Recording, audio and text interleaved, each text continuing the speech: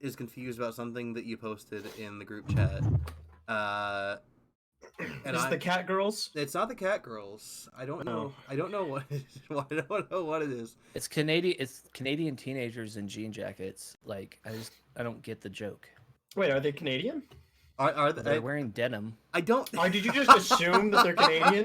Did you Well, just it's not just assume one. their race? It's not just one person wearing denim. It's like a bunch of people wearing denim, so they must be Canadian. Well, that's you know what? Honestly, you're right, Matt. Flawless logic. You got me there. That's what I call a pack of Canadian of people wearing jean jackets. It's a Canuck. It's a Canuck. It's a Canuck. Yeah, I mean it's a Canadian tuxedo.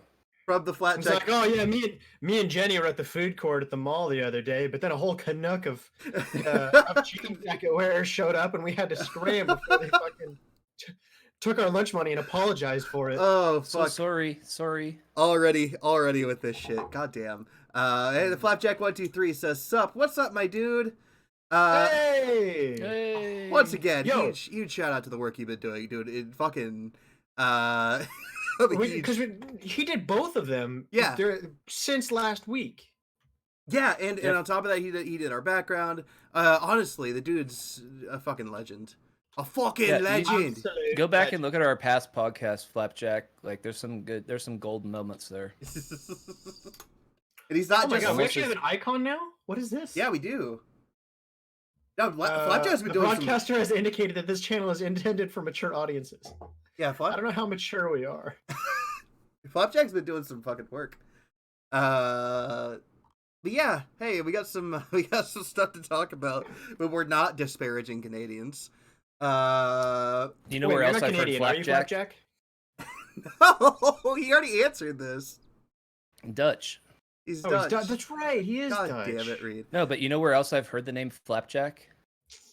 There's this Canadian porn star named Flapjack. Yes. I'm afraid You know, because let this Canadians conversation love continue. I don't like maple syrup where and this- pancakes, Oh, oh my god.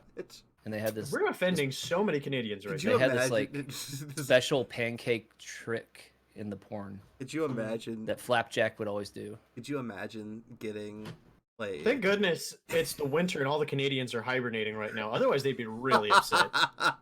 Could you imagine getting maple syrup like all up like in between your nuts and your legs? That just sounds so uncomfortable. A lot of chafing. A lot of chafing. From my experience, but from your experience, hold up. If you Well, want not to like, wholly unpleasant. if you want to like see some really fun stuff, look up nicknames for Canadian sex moves or sex positions, sex acts, I don't think Oh I my will. God. Canadian because I nicknames? still like the haven't frozen ruined my search snowshoe history, but- and all sorts of stuff. It's really funny. Hey, we got some topics though. Welcome back to Not Important Gaming Podcast. We're going to be talking about the big delay, the delay fiasco of early 2020. I mean, I am just as broken up as you, Jeremy. When I heard about this, a tear came to my eye. I'm definitely talking about the game that we're all just so sad to see is delayed. Animal Crossing. I know. I'm torn up just as much as you. I mean, it's the most hyped game of the year. But Yeah. There's literally, I don't think there are any other games coming out this year. Definitely nothing good. we'll get to that shit. When we get to that shit, though, we're going to start off with some of our smaller news. Let's take off with this. BioShock may be coming to the Switch. The games were rated for Switch in Taiwan. Reed, do we have a source on that? I don't see any like links. It's hearsay, and I heard it from a hobo down the road. You It'd heard be it here. It'd be a big switch for them. Yeah, that's all I have. Industry insiders like the hobo down the street from Reed's house. Metro Redux is also listed. Dude knows his shit. He used to be a Rockstar employee, and then he said he didn't want to have crunch, and then he kicked him out. What's his name? Rockstar. His name is Henry Rockstar. They named the company after him. Uh-huh. Flapjack 123. I got the joke, Matt. I didn't. I had to say a pun because I knew Reed was thinking it. Oh. Metro Redux has been listed for a February release on the Switch. Is that Metro 2033? It just says Metro Redux. Metro Redux. Well, there's like 3 of those. No, 2 of those. Is Redux Scottish for something? No, it's It has a release What? date for the Switch, but I don't know. It just says Metro Redux, so that's the name of the title, Metro Redux. that's weird. Maybe it's both Metro 2033 and They Last Light. announced it 3 days ago. I don't know. Anyway, Every time they do a Redux, It's it coming doesn't on the work my computer. 28th of February. well, good news is it's coming onto the Switch, so you don't have to worry about it being on your computer, Matt. Dope hat, by the way. Nice. It's for safety. Yeah, I found a source, by the way, so you can for the Bioshock coming to the Switch thing. Oh yeah, what's the source? Well, it's the Daily Gaming Report. But long story short, there's really not a lot of information. But basically, Taiwan's digital game rating committee has rated Bioshock, the collection, for on the Nintendo Switch. So Okay, cool. Hey, that's basically it. We got hashtag Dope Hat Matt from Flapjack. Fuck yeah, love it. Yeah. Thanks. Next one, Pokemon Go made 900 million last year. Didn't we cover this last week? Yeah, I just want to say it again. You even play Pokemon Go? My roommate does. It's good enough for me. Fuck it. You know? Yeah, moving on to some other news. We have this one right here. The first Halo Combat Evolved Anniversary PC test flight begins in February. Yes. Yeah, More Master Chief Collection news. I'm so happy. this is really cool. I'm excited for this. What you need to know from this article here: 343 Industries announced plans to begin Halo Combat Evolved Anniversary PC flights in February. The flight will campaign, multiplayer customization, and progression content. Some improvements to Halo Reach on PC will also be tested in the flight, and you need to sign up for the Halo Insider program to have a chance to participate. This is really cool. I think this is really awesome to see. I've actually been kind of jonesing for more like Halo story content for a while. And why? Because I really enjoyed playing. It's a great franchise. It's a good franchise. It's one of the best multiplayer shooters ever. Had a good time playing Halo Reach, and I want more Halo story mode because I like the story better than the multiplayer. Dude, Halo used to be like the biggest game in the world back in the day. Oh yeah, it was wild, dude. Back when I was in high school, like you couldn't talk about video games without somebody bringing up Halo. Yeah, I mean that's where companies like Rooster Teeth and whatnot got their start. I mean, even like Inside Gaming Daily, all the Funhouse guys, they blew up, or at least Adam Kovic did when he did the Dead Pixel, which is all like Halo news for Machinima. He did it for somebody else before, but I can't remember. I think he got bought by Machinima. Don't quote me on that. I'm not a journalist. Don't have a degree. But hire me, though. Please. Hashtag hire me. There's some like third-degree black belt journalists out there. But yeah, Yeah. that's Speaking of third-degree black belt journalists. Okay, actually, it's too early to get into this topic. Never mind. Continuing. yeah. We'll talk about that a bit. I do. So one thing that I think is significant about this news is that we're starting to get a better idea of when the full Master Chief collection will kind of form. They did the test flight, I think, in November, and then they fully released it in December for Halo Reach. And now we're getting it in February. Hopefully that means the next one will release in March or April or something soon after that. And hopefully we basically get a new Halo game every quarter, which would be super dope. yeah, I think it would be. That The other thing is, I think this will actually be the first like Halo CE that'll actually be networked multiplayer. oh shit, I didn't even think about that. I think you're right. Mm-hmm. Well, hey, let's move on to this. Do you guys want to watch some trailers? Yeah, let's do it. Watch some trailers. We'll start with Let's shit on some games. we'll start with Doom Eternal. Peggy 18. Wow. Oh, absolute worst game. Be 0 out of 10. quiet, video. I'm gonna turn that volume down a hair. And then we will have a look, my dude. Flapjack 1, 2, 3 trailers. Pogs. Get Dude, your poggies. I'm crazy excited for trailers. Let's have a look at this. Peggy 18. I don't know who this Peggy lady is, but she needs to grow up. She's always 18 whenever they talk about her. Sometimes she's 16. How do you think she got that nickname? She probably only has like one leg and like a wooden stump. Is that Earth? That is Earth. Hmm.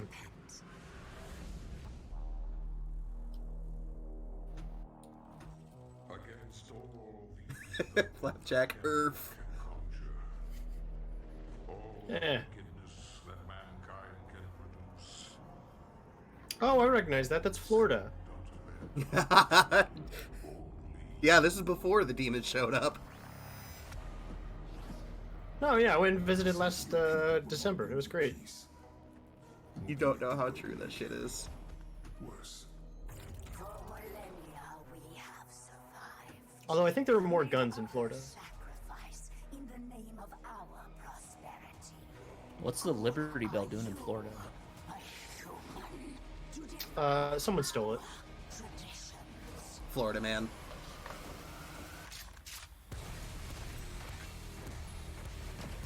God, I am so beyond stoked for this game.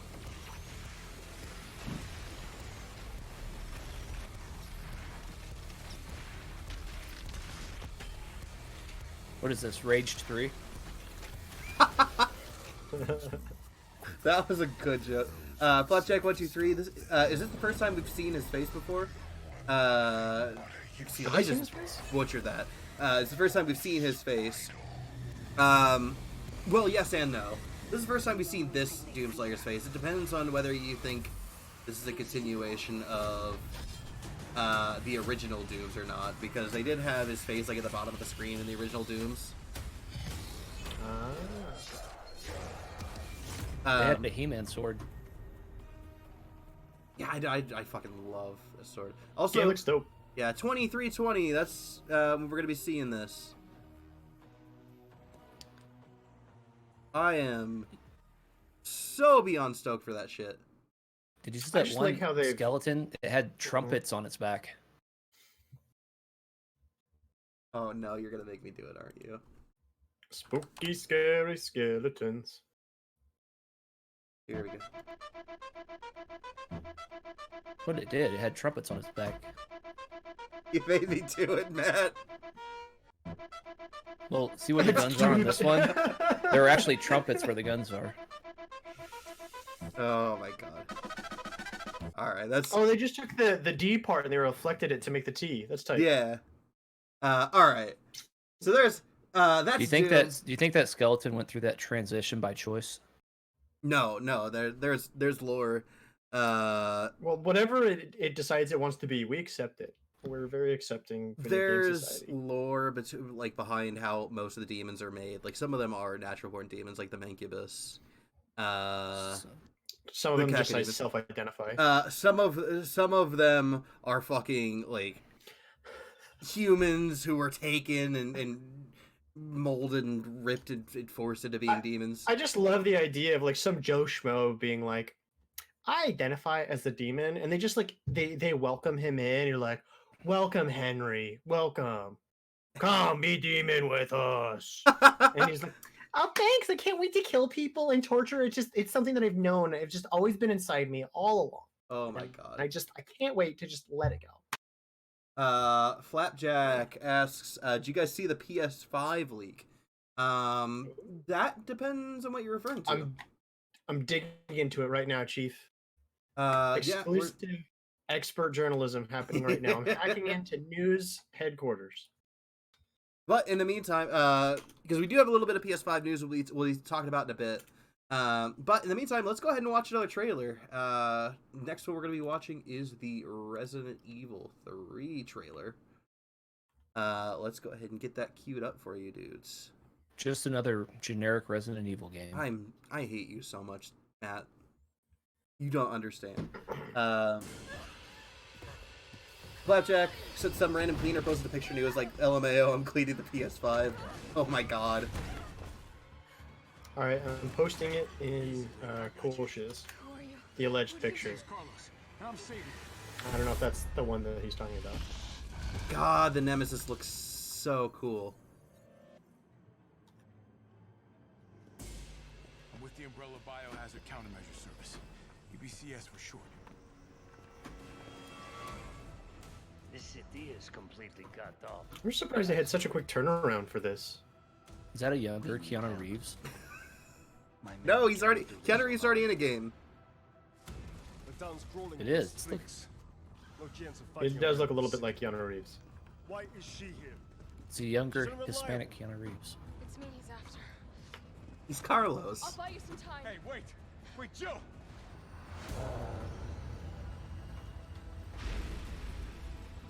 Oh my god, it's so cool. When are we gonna get Resident Evil 5 remake? I hope soon. Oh no! Okay. I thought I was gonna get screwed over by loading. Haha. Jeremy's got shit internet, confirmed. Confirm. Conformed. Jill, what happened? Come in! That guy Oh, needs a shit, car motherfucking insurance. haircut.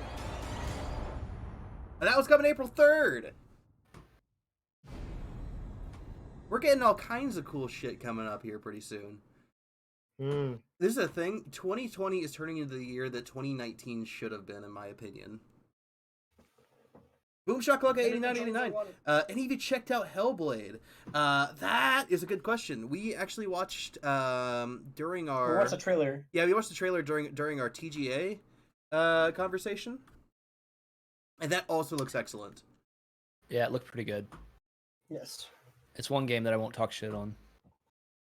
It did, in fact, look like a game. It was, as a matter of fact, a video game. We have one more trailer to check out for Summerford, which is a cool indie game taking inspiration from classic survival horror. I did want to go through and read a little bit of the kind of the explanation as to what this is before we watch the trailer. So this is posted by Reddit user Wayward1 on the game subreddit. It said, "Hello, developer here. So I'm hoping this won't be seen as too self-promoting for the sub, but our new trailer is over here and we'd love any genuine feedback. Here's our Steam page also. We're a survival horror game that aims to keep the style and sense of isolation games like Alone in the Dark and Resident Evil, well, the originals, but modernizes some of the more archaic elements of those games, such as controls and UI. We're a 3-person team of family developers who all grew up in a middle-of-nowhere rural location in Kent, but we're taking inspiration from places like the Isles of Wight, the Cotswolds, alongside more local areas.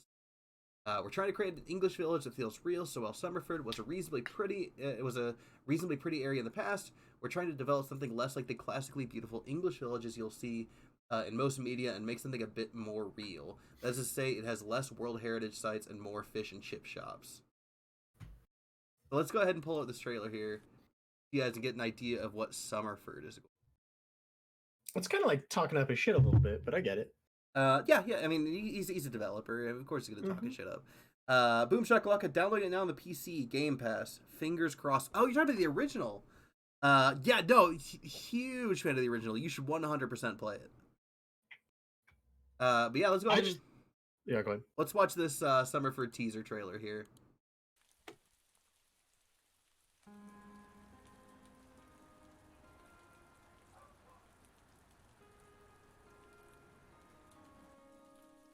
Oh, is it like side-scrolling?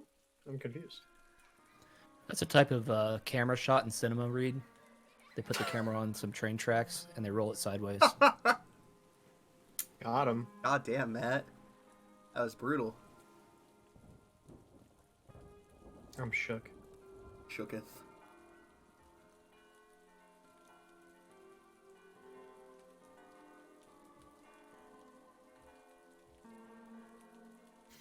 I can see how it looks really realistic. It does look like a town in Missouri.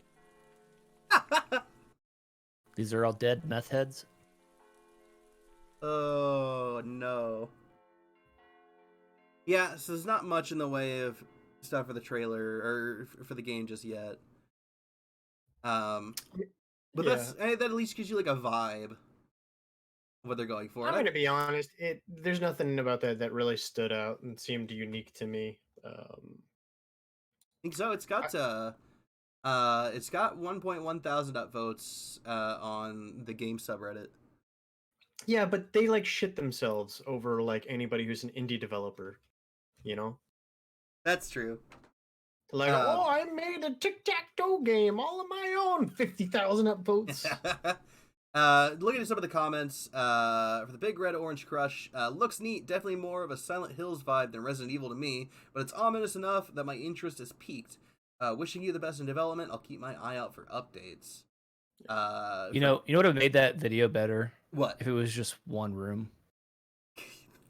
You were so fucking mad about that. It's become a meme now. Wait, what? One Christ. room? I'm confused. He's talking about the Silent Hill remake trailer from last Oh, week. it's just one room. Hey, but that room had a shit ton of polish. It did, because it was good. Indie Clone 77, love the environmental visuals, but I think the character model could do some work to look less cartoonish. That was my big thing. Yeah, and Flapjack, that was a really nice room though. Yeah, that's what I'm saying. Yeah, that was one thing. I thought the animation, it wasn't the character model itself that bothered me, but the animations are really stiff. But it's still in development. I'm not gonna blame them too much for.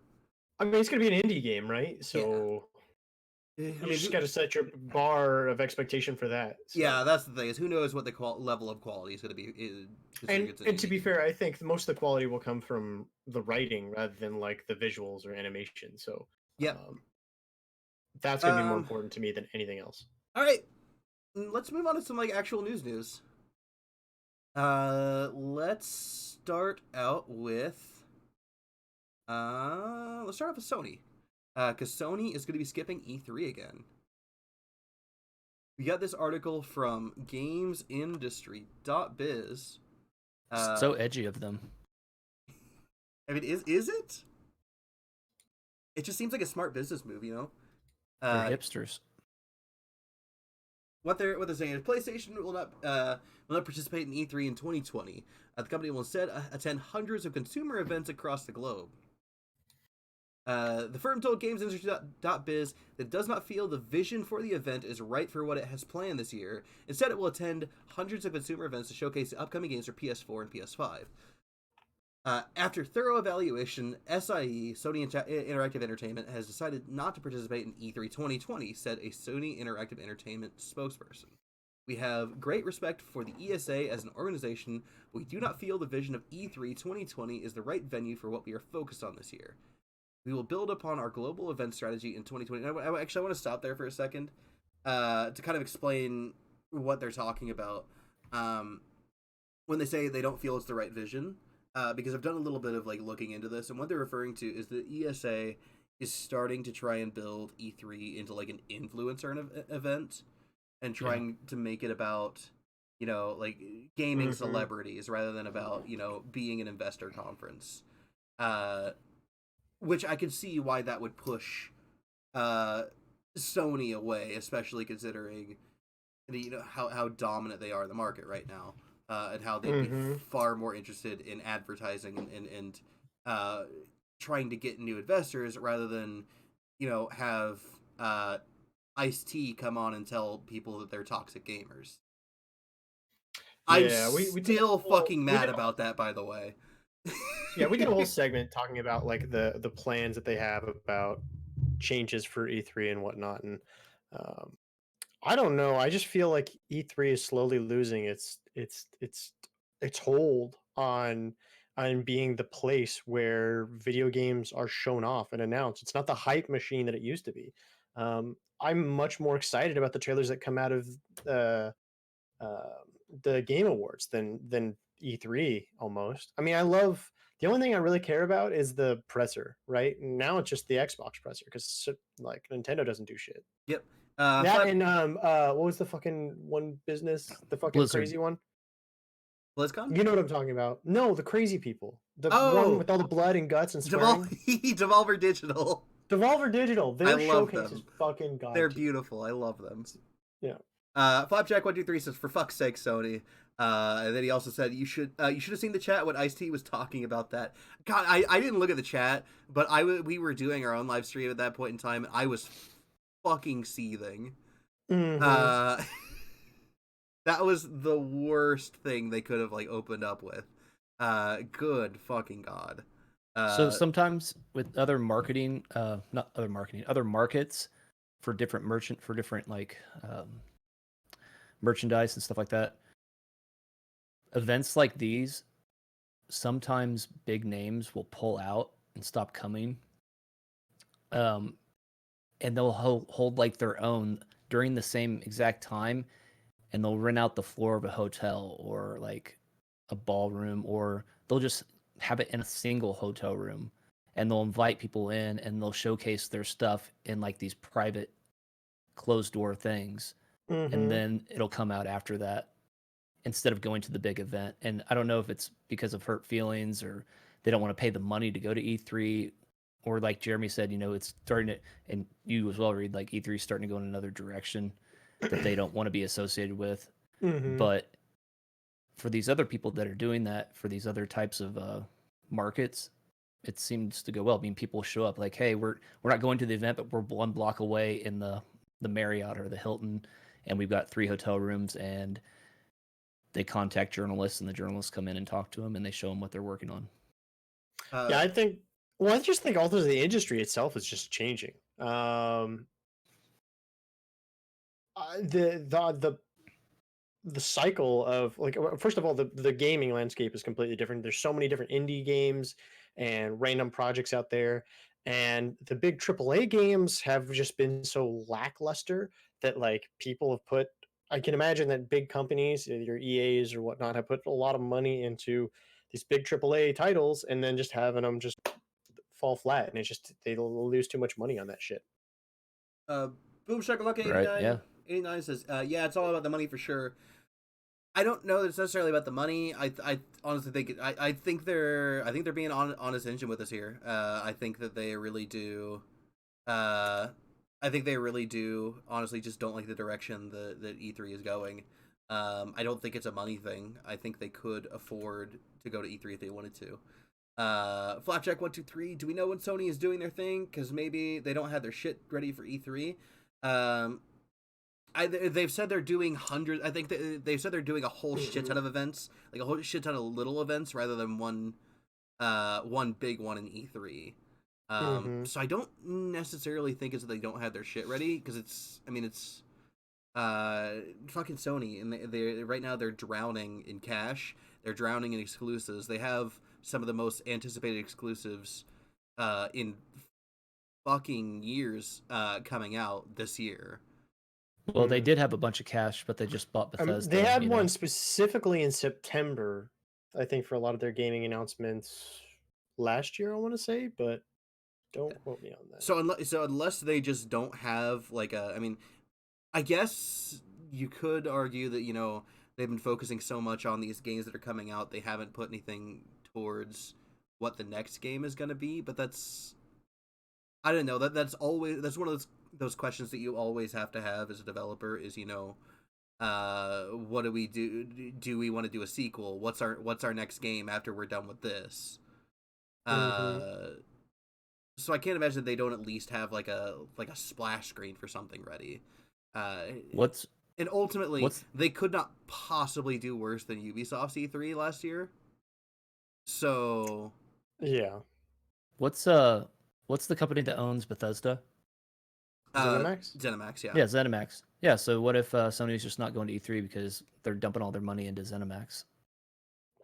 What? Yeah, I don't think they have anything. Why would they dump their money into ZeniMax? They're two different companies. Yeah, no. What if they're buying in ZeniMax? That should have no bearing on them not being at E3. Plus, there's no precedent for it. Like they didn't attend last year's E3 because they didn't acquire any companies last year. They didn't attend. And what kind of power move is that though? Like you don't go to E3 and you buy ZeniMax. I mean, that would be cool, I guess. I don't want Sony to buy ZeniMax. Flapjack123, EA was the worst. I disagree. I thought the EA's thing was handled really well. I think the hosts didn't give a shit. I think the hosts were trying desperately. God, Greg Miller looked like he was dying inside the whole time. But I thought the EA one was pretty garbage. I mean, if you really think about it, I thought it was passable. There wasn't anything exciting, but at least there wasn't anything that I saw in that list that I was like, oh my fucking god, why are you talking to me? I mean, I don't know. Like that conference single-handedly killed my interest in the Star Wars Jedi game. And I still haven't bought it or played it because of how turned off that made me for that. And other than that, it's like everything else is just kind of meh. Plus, Okay, I will no, say, no, who hold the on, fuck Reed. wants to see anything about The Sims? I'm sorry, but nobody who's a Sims fan fucking go watches the E3 stream. I'm sorry. That's true. But no, hold on, Reed, because I know for a fact that you wouldn't have bought Star Wars Jedi Fallen Order if it looked like a perfect fucking game on the stream. You've had your mind made up about that game since the day it was announced. I was excited to see. I was apprehensive. I wanted to see what it looked like, and then just the thing that they showed just felt so not good. Like You've had the guy getting cut in half, but not actually being cut in half, and then the fucking wooden dialogue from the stormtroopers. Like that was just. But since then, there's been plenty of like gameplay videos that come out and plenty of reviews, and everything has been like most people are saying it's a pretty decent game. And you still haven't like every time even I've been like, yeah, it's a decent game. You've been like, no, it's not. I've never said it's not. I said it just doesn't. I said, what did I say? I was like, oh, okay. I'm just like, it's all right. Flapjack, people freak the fuck out when Sims announced gender neutral bathrooms. People freak the fuck out about anything. Yeah, I thought that was funny. Also, Star Wars Jedi Fallen Order is okay at the most. That's pretty. That's a fair assessment. It has good combat. It's really glitchy. It's definitely glitchy. It has good combat. I have fun with it. I wouldn't say it's a particularly good Star Wars game, but it's a good like action adventure game. Mm-hmm. So that's kind of my piece on that. Yeah, well, but there hasn't really been anything good Star Wars in a while. Getting back on topic, so Sony said they're skipping E3. The ESA actually shortly afterwards made a statement. The ESA had this to say about this. ESA statement on Sony E3 2020 announcement. E3 is a signature event celebrating the video game industry and showcasing the people, brands, and innovations redefining entertainment loved by billions of people around the world. E3 2020 will be an exciting, high-energy show featuring new experiences, partners, exhibitor spaces, activations, and programming that will entertain new and veteran attendees alike. Exhibitor interest in our new activations is gaining the attention of brands that view E3 as a key opportunity to connect with video game fans worldwide. That basically sums up to, well, we don't really care. It's gonna be a good show anyway. Well, apparently E3 is going to showcase innovations that redefine entertainment. No, they're not though. Well, that's what they say. They're fucking. Quotations. They're fucking not. They say that shit every year, and every year there's like nothing. Like there's, I can't think of the last time I watched an E3 where I've been like, "This is gonna revolutionize gaming," and it's actually happened. It's been a decade at least. Mm-hmm. But yeah, I don't believe it. I don't believe that. I think it's going to be another average. I think it's going to be exactly like last year. That's my E3 prediction this year. It's going to be exactly like last year's E3. Boo. I hope it's close to. I mean, last year's wasn't too bad. I hope it's more like the years before, but I doubt it. I hope. I mean, last year we got a Death Stranding sneak peek. No, we didn't. That's over now. I thought we did it. All the last like 3 E3s, we've gotten Death Stranding sneak peeks. No, Death Stranding doesn't come to E3. Death Stranding was always doing their stuff at like the Games Awards. I think they had one E3 like 2 years ago. Maybe that's what I'm thinking of. Flapjack, they're just scared to announce their new IPs. I don't know. I guess that's a possibility. I just don't really see it. Not with them being as dominant as they are in the market right now. They're just scared to make, as in they're scared to make new IPs. That I can see. We do live in the sequel apocalypse now. Mm-hmm. I mean, why make a new game? Why risk that money? I mean, look what happened to Anthem, right?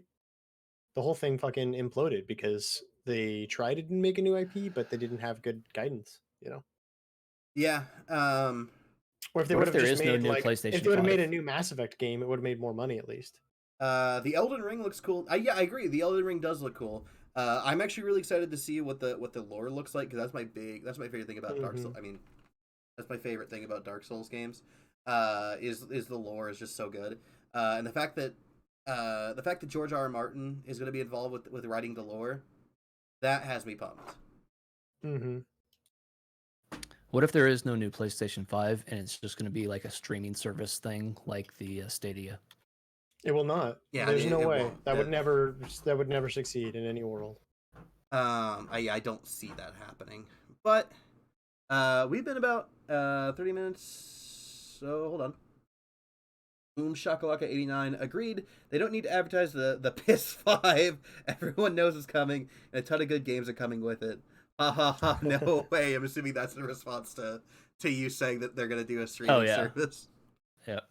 I mean, they already have a streaming service. Yeah, they do. But it's not like, I guess it's not like Stadia just because it's like exclusively older games.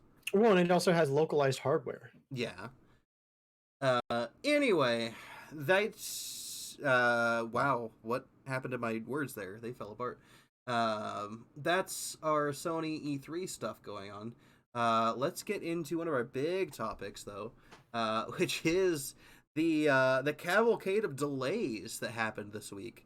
When we were Do putting you think together... they all got together like ahead of time, like to make the announcement, or were they just like equally surprised and mad at each other? It's like two different people announcing that they're getting married at the same time. Be like, Could be on. international tensions affecting the business market. Oh, Flapjack posted the leak that he found, by the way. Let's have a look at that. And Is the same one? We've seen this one before, yes. This is the one that you posted. I've seen this. Well, I saw something similar to this. I don't know how accurate this is, but that looks fake as fuck. Well, I mean, it's a V for 5, right? Oh, That is V for vagina? You know it's PS5. Also, that's not a because V. It's more like V. an N. We're at the. What are you talking about? An N? We'll read N it. has. If you turn Never a mind, V, we'll not argue about this. If you turn it a needs V one more upside down piece to be an N. Well, if looks like if it's a lowercase n. If it's going to be anything, it would be an A without the line in the middle. Yeah. An N? It's What is it like? It's the A Like a Vulcan station. N? Like Flapjack V for scam. V for scam. I don't know if that's actually the PlayStation thing. I don't want to weigh too much into that until we've seen. Your Russian alphabet is bleeding over. PS5 is actually going to be. That is not true. Do not confuse me, comrade.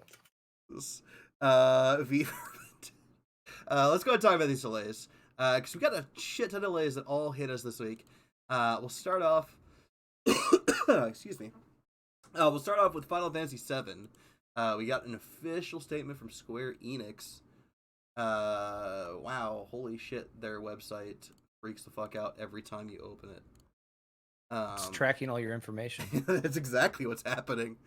A message from the Final Fantasy VII Remake development team, posted as of Tuesday, January 14th. I should not be running a podcast right now. I can't hardly talk. Square Enix announced today that the global release date for Final Fantasy VII Remake will be April 10th, 2020. Below is a message for the development team. We know that so many of you are looking forward to the release of Final Fantasy VII Remake and have been waiting patiently to experience what we've been working on. In order to ensure we deliver a game that is in line with our vision and quality that our fans who have been waiting for deserve, we have decided to move the release date to April 10th, 2020. We are making this tough decision in order to give ourselves a few extra weeks to apply final polish to the game and to deliver you the best possible experience. I, on behalf of the whole team, want to apologize to everyone, as I know this means waiting for the game just a bit longer. Thank you for your patience and continued support. Yoshinori Kitase, producer of Final Fantasy VII Remake. Final Fantasy VII Remake will be available for the PS4 on April 10th, 2020. I love how the way that this was Well, at least the link that I saw to it is like news from the Final Fantasy team. I was like, oh, I wonder what it could be. It's got some Delay. delay. Also, wow, go ahead, Made it. Square Enix. Get ready to see this phrase a lot. Give ourselves a few extra weeks to apply final polish. You're about to see that phrase like 3 or 4 more times. So this is Final Fantasy VII, got delayed, which I was already a sad boy hearing about this.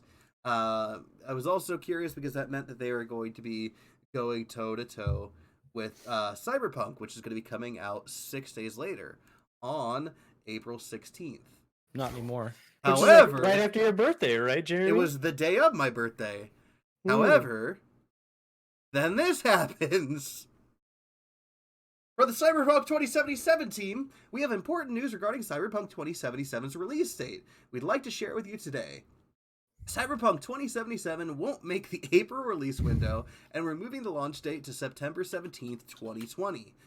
We are currently at a stage where the game is complete and playable, but there's still work to be done. Night City is massive, full of stories, content, and places to visit, but due to the sheer scale and complexity of it all, we need more time to finish playtesting, fixing, and polishing. We want Cyberpunk 2077, there's that statement by the way, to be our crowning achievement for this generation, and postponing launch will give us the precious months we need to make the game perfect. Expect more regular updates on progress as we get closer to the new release date. We're really looking forward to seeing you in Night City. Thank you for your ongoing support. Marcin Iwinski and Adam Badowski, the co-founder and the head of studio. That's it. Yeah, that's it. There's actually a little bit further Cyberpunk news regarding this as well, in which they made a statement to GameSpot. Unfortunately, kind of going back on a previous promise they made. This article came out. Oh, hold on. Let's pull up let me pull up this link here that Flapjack posted. This is how Reed felt when he clicked to the link. Oh, the link to the Final Fantasy thing. You got debated. You got debated.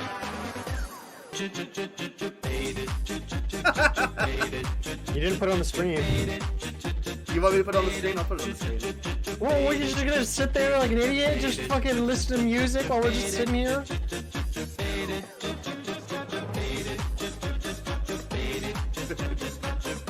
Jesus, I don't get it.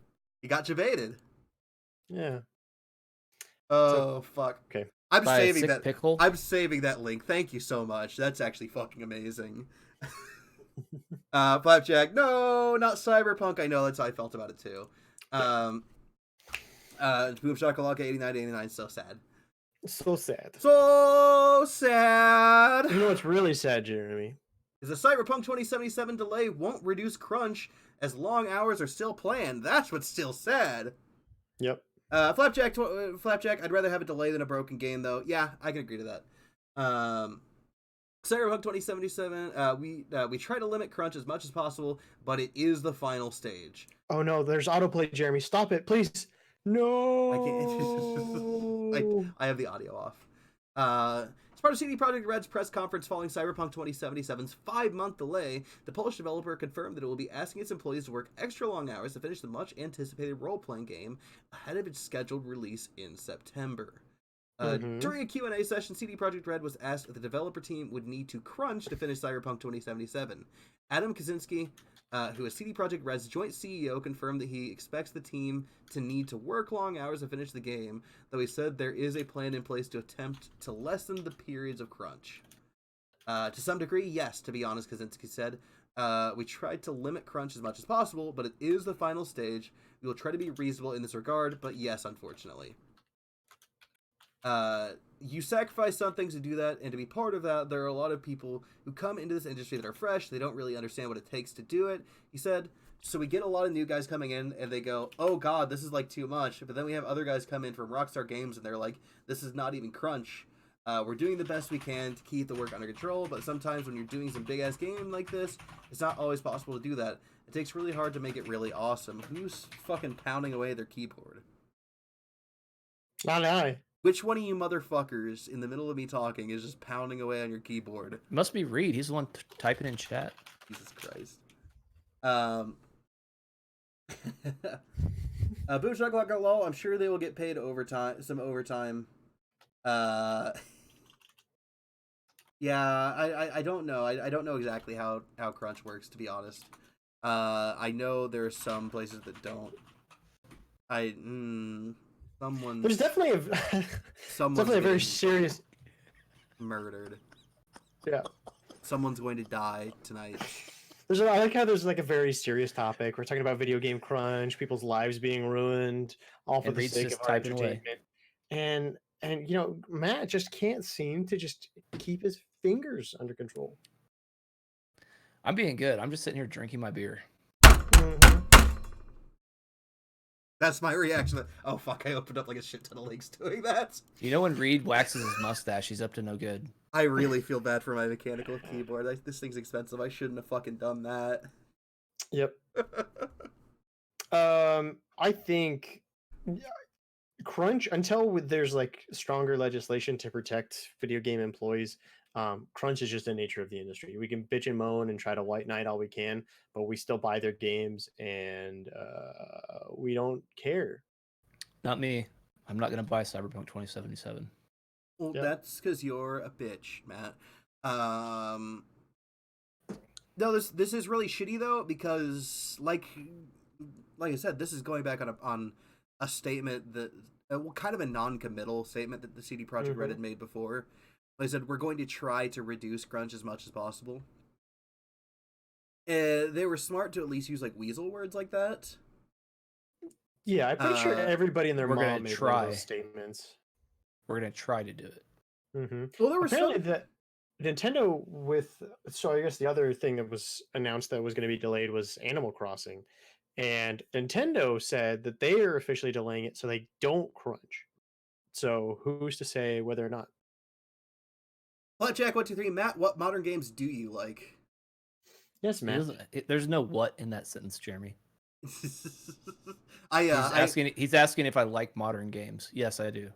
I Matt, read modern games. Do you like? Jesus Christ. Yeah, Animal Crossing. I don't have a link for that one to read, so I'm relying on you for Animal Crossing. I don't know what the date is for that one.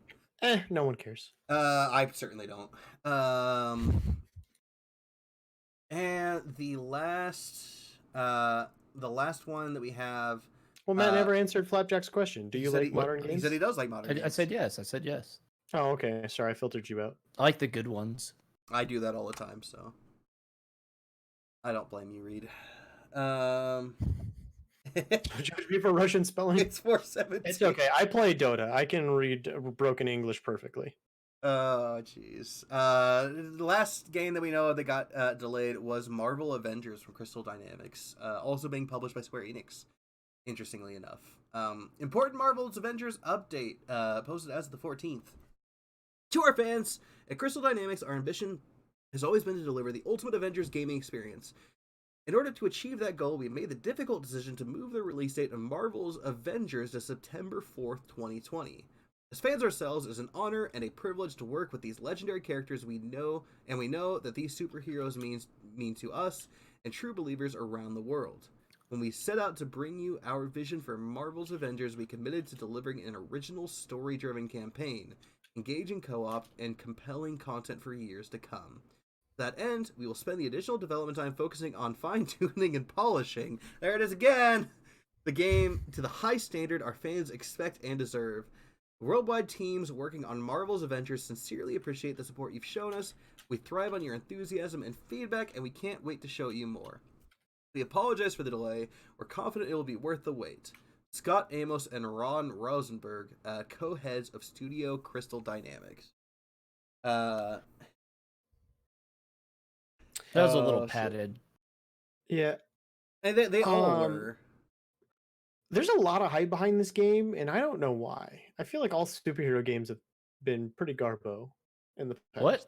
I heard the new Spider-Man game was fire. That's because the new Spider game was fire. That's because it was made by Naughty Dog, right? No, that wasn't made by Naughty Dog. Who did make that? Let me find that out real quick.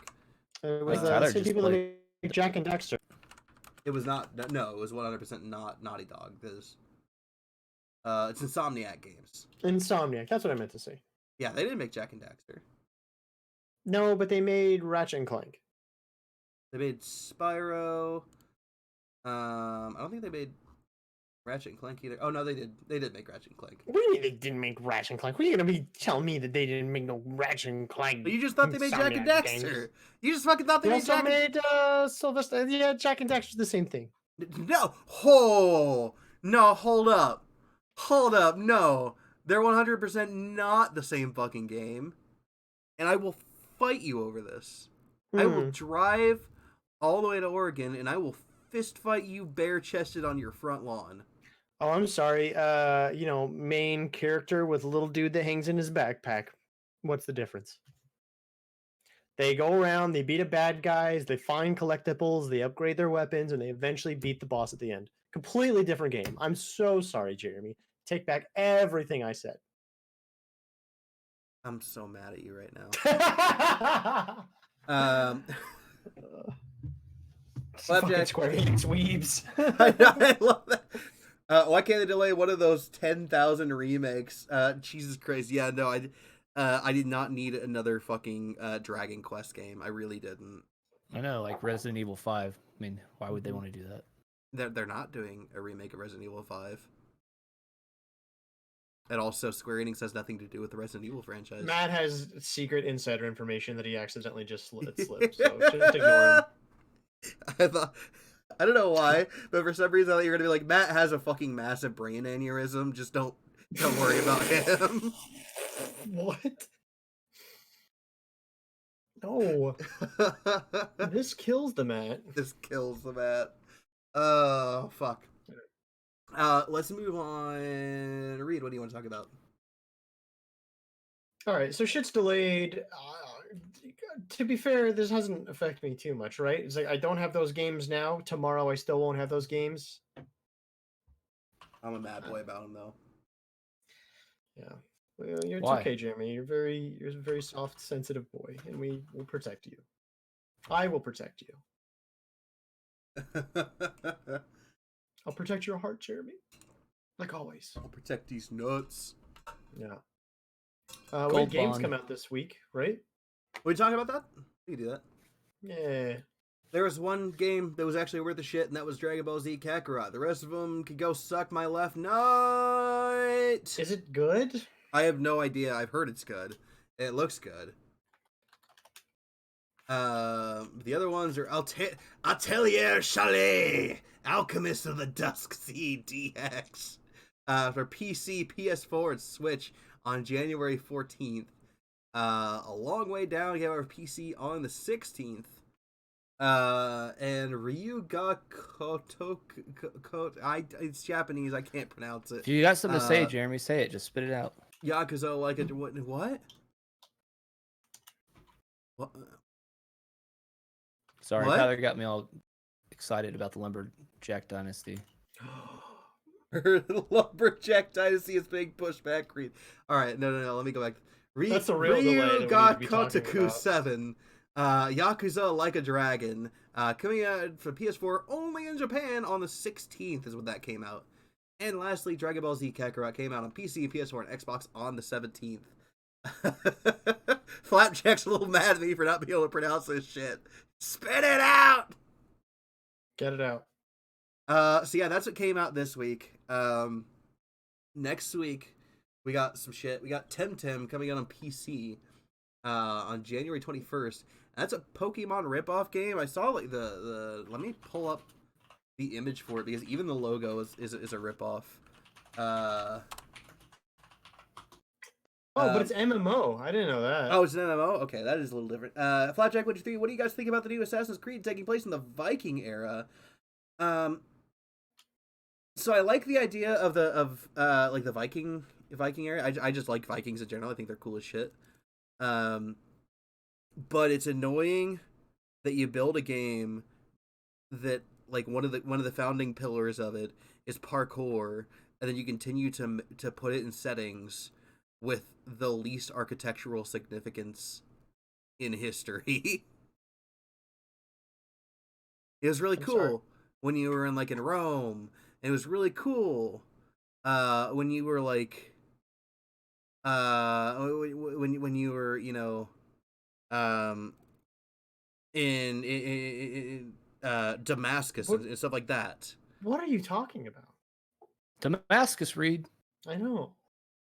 Well, I'm talking about the fact that all of the new Assassin's Creed are set in places where buildings are really far apart, and you can't really do parkour in most of the places. You're wandering around in the wilderness. And the point and what was cool about Assassin's Creed was the parkour. Yeah. And all the new games are setting them in places where you can't fucking do parkour. You do a little parkour. You do a little parkour every once in a while. I mean, Black Flag was great, and you could do a lot of parkour in that one. You can do a decent amount of parkour in Black Flag. But also, you could do in the modern games. But also, Black Flag wasn't good because of its assassin parts. As a matter of fact, that was the worst fucking part of the game. It was good because of the sea shanties. It was because of the it was good because of the sea shanties. It was good because pirates. It was good because you got to sail around blowing motherfuckers up and taking their shit. That was what was fun. Buddy. It'll be good if you handed over your treasure now, boy. Alright, let's look at some of these chats here. Matty Rambo, same generic game, different skin. I don't agree. I think they've been doing quite a bit to evolve the franchise. I just don't particularally like the direction. Right, they made it like The Witcher. They did make it like The Witcher. It's just Count Witcher. I thought you were talking about the Tim Tims. Yeah, we're getting back there. I need to get chats though. Flapjack, I love Vikings, but I don't want to sneak as a fucking Viking. Well, the good news is Assassin's Creed isn't about sneaking anymore, evidently. There was a great fucking Viking game that came out for the Xbox 360 that fucking got overlooked as shit. I think it was just called Viking. It might just be about Viking. Boom Shakalaka feels like it's going to be God of War Light. I can see why you would get that. Yeah, I can see why you would get that vibe. But anyway, let me pull up the image for Temtem here so you can see they just 100% ripped off the Pokemon logo. There it is right there. It's Pokemon.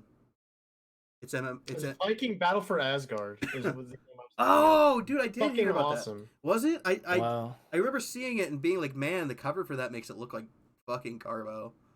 Dude, it's like they actually took the texture for Pikachu and just this guy right distorted here? it a little bit. Yeah. Oh, well, that's right. You guys can't see my cursor anymore. I forgot I changed it so it would be more professional looking. Boom Chocolate, gotta snatch them all. Oh my god. What was the here?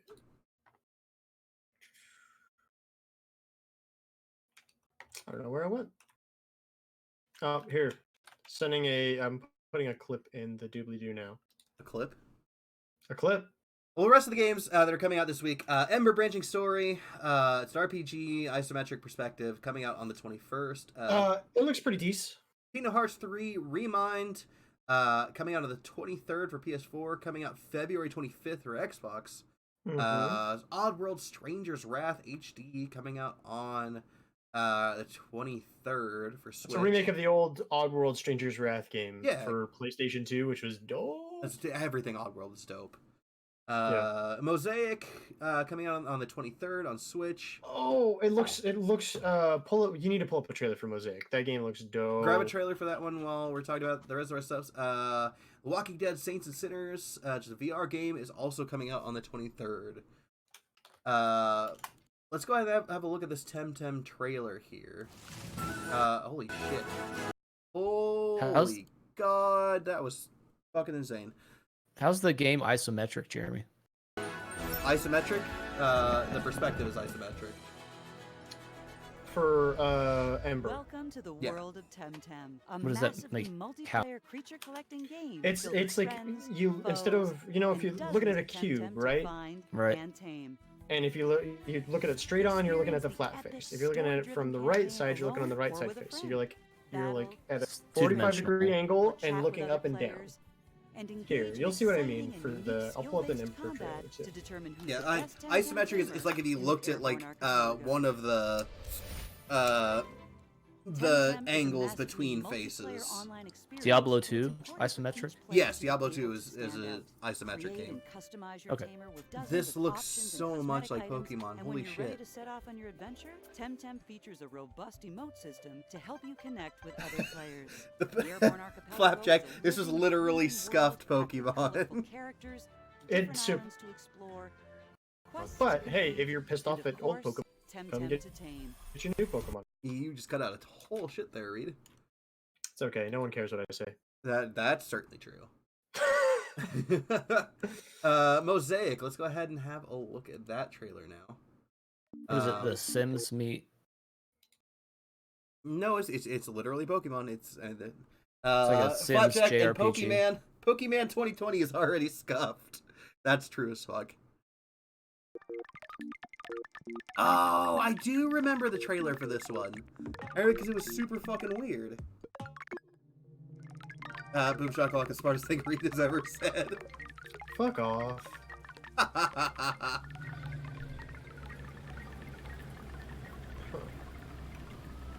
That's weird. Can't find a trailer for.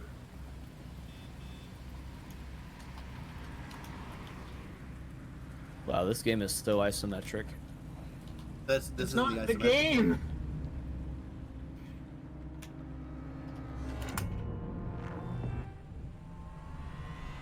This just looks like a bad acid trip.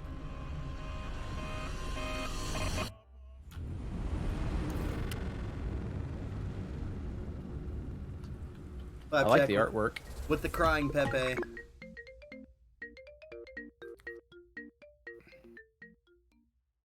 Maybe they mislabeled the name. I'm really confused. Huh. Yeah, it's Basically, possible. your character is walking around a city playing Pokemon Go by themselves. I don't. Okay, I genuinely don't know what's going on in that game, but it comes out on the 23rd on the Switch, so could be interesting. Let's move on to some more actual news. Left 4 Dead 3 was reanimated and killed all in the same day. So on the Alvin Wang Graylin Twitter, who is the China president for HTC, specifically handles Vive. He's the vice chair industry of the VR Alliance, and the president of the VR Venture Capital Alliance, and the co-head of #ViveX. He brought out a bunch of slides that he was going to be talking about, and this was posted on the 17th. Yeah. These are actually translated from Chinese, so that's important to keep in mind while we're looking at these. I'm going to cover these kind of. I'm going to hit the important one last, so we can kind of look at what some of the stuff they're going to be they were talking about. VR degree programs at universities will democratize education globally. I don't know what the fuck that means. It's a political science term. Well, I know what democracy is. No, I mean, but it like there's a they use it for social access, and they use it like as a social access term. Fair enough. Fully virtual celebrities will be as popular as real stars. Some people will use VR to escape real world lives. So they're talking about, like some of their predictions for 2020. People want to isekai themselves. Exactly. Well, it won't change the next 10 years. Time spent on core tasks, the need to communicate with others, the need to care for the elderly and young, the need to have companionship, and the need to create purpose in life. What is this? I'm sorry. I was away looking for a trailer. What did I just walk into? The slides for Alvin Wang Graylin's talk discussing the future of the future of VR. Oh. And what is necessary, what is not necessary. Who the fuck is Alvin Wang Graylin? The China president for HTC and Vive, vice chair industry of VR Alliance, the president of VR Venture Capital Alliance, and the co-head of ViveX.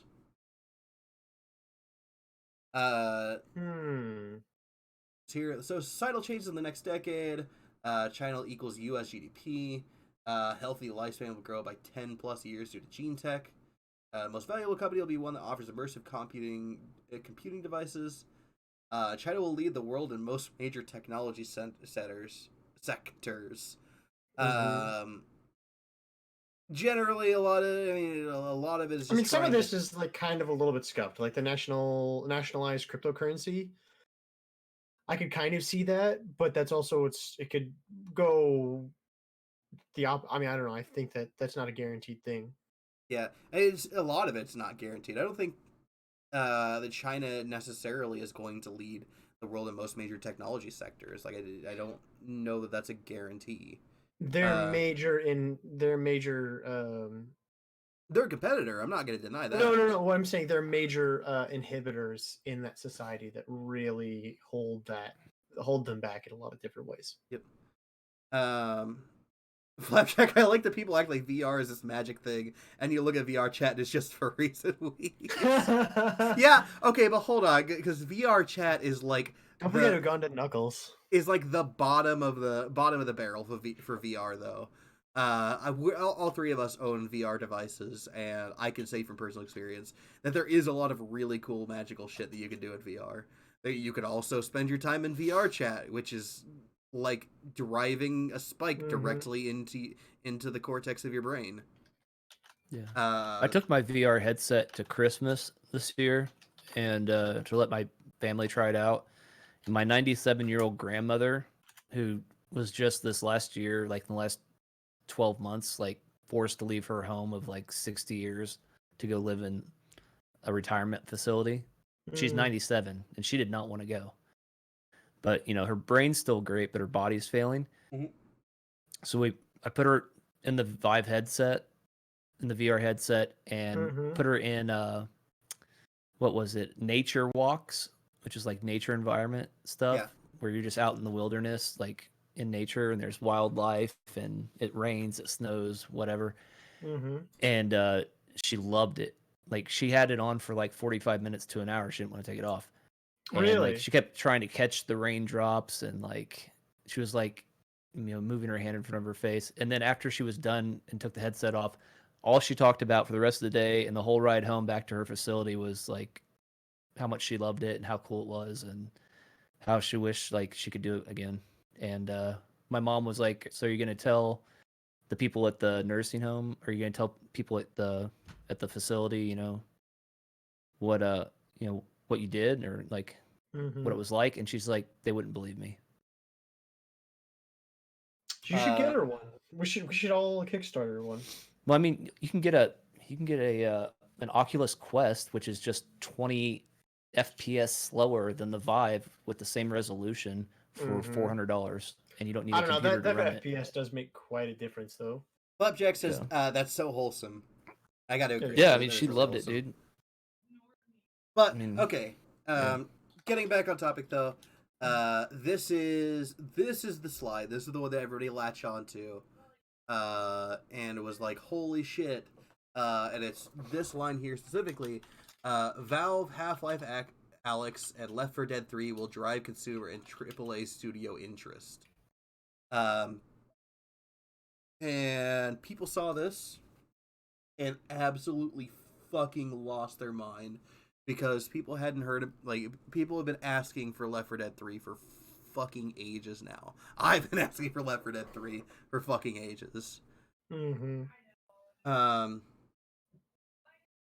So he had to then follow it up with a statement. FYI, the hashtag Left 4 Dead 3 mention is only a personal speculation, and all predictions are my own and not official views of HTC. So people, oh fuck, I'm an idiot. There we go. People started losing their mind. They're like, holy shit, did fucking Alvin Wang Graylin just leak Left 4 Dead 3?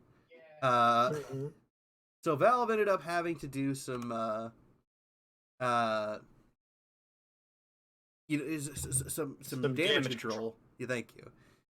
And they had to contact IGN and say Left 4 Dead 3 is absolutely not currently in the works. Valve says any mention of Left 4 Dead 3 is misinformation. In a statement, IGN Valve has denied any development of a new Left 4 Dead title such as Left 4 Dead 3, calling the rumors on such a project misinformation. We've seen rumors to this effect for the last couple of months, Valve said in a statement. We did briefly explore some Left 4 Dead next gen opportunities a few years ago, but we are absolutely not working on anything Left 4 Dead related now and haven't for years.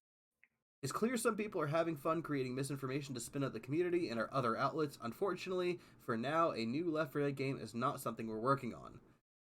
The statement follows an uptick in rumors regarding Left 4 Dead 3 thanks to reports from YouTube channels like Valve News Network claiming to have leaked Left 4 Dead 3 screenshots.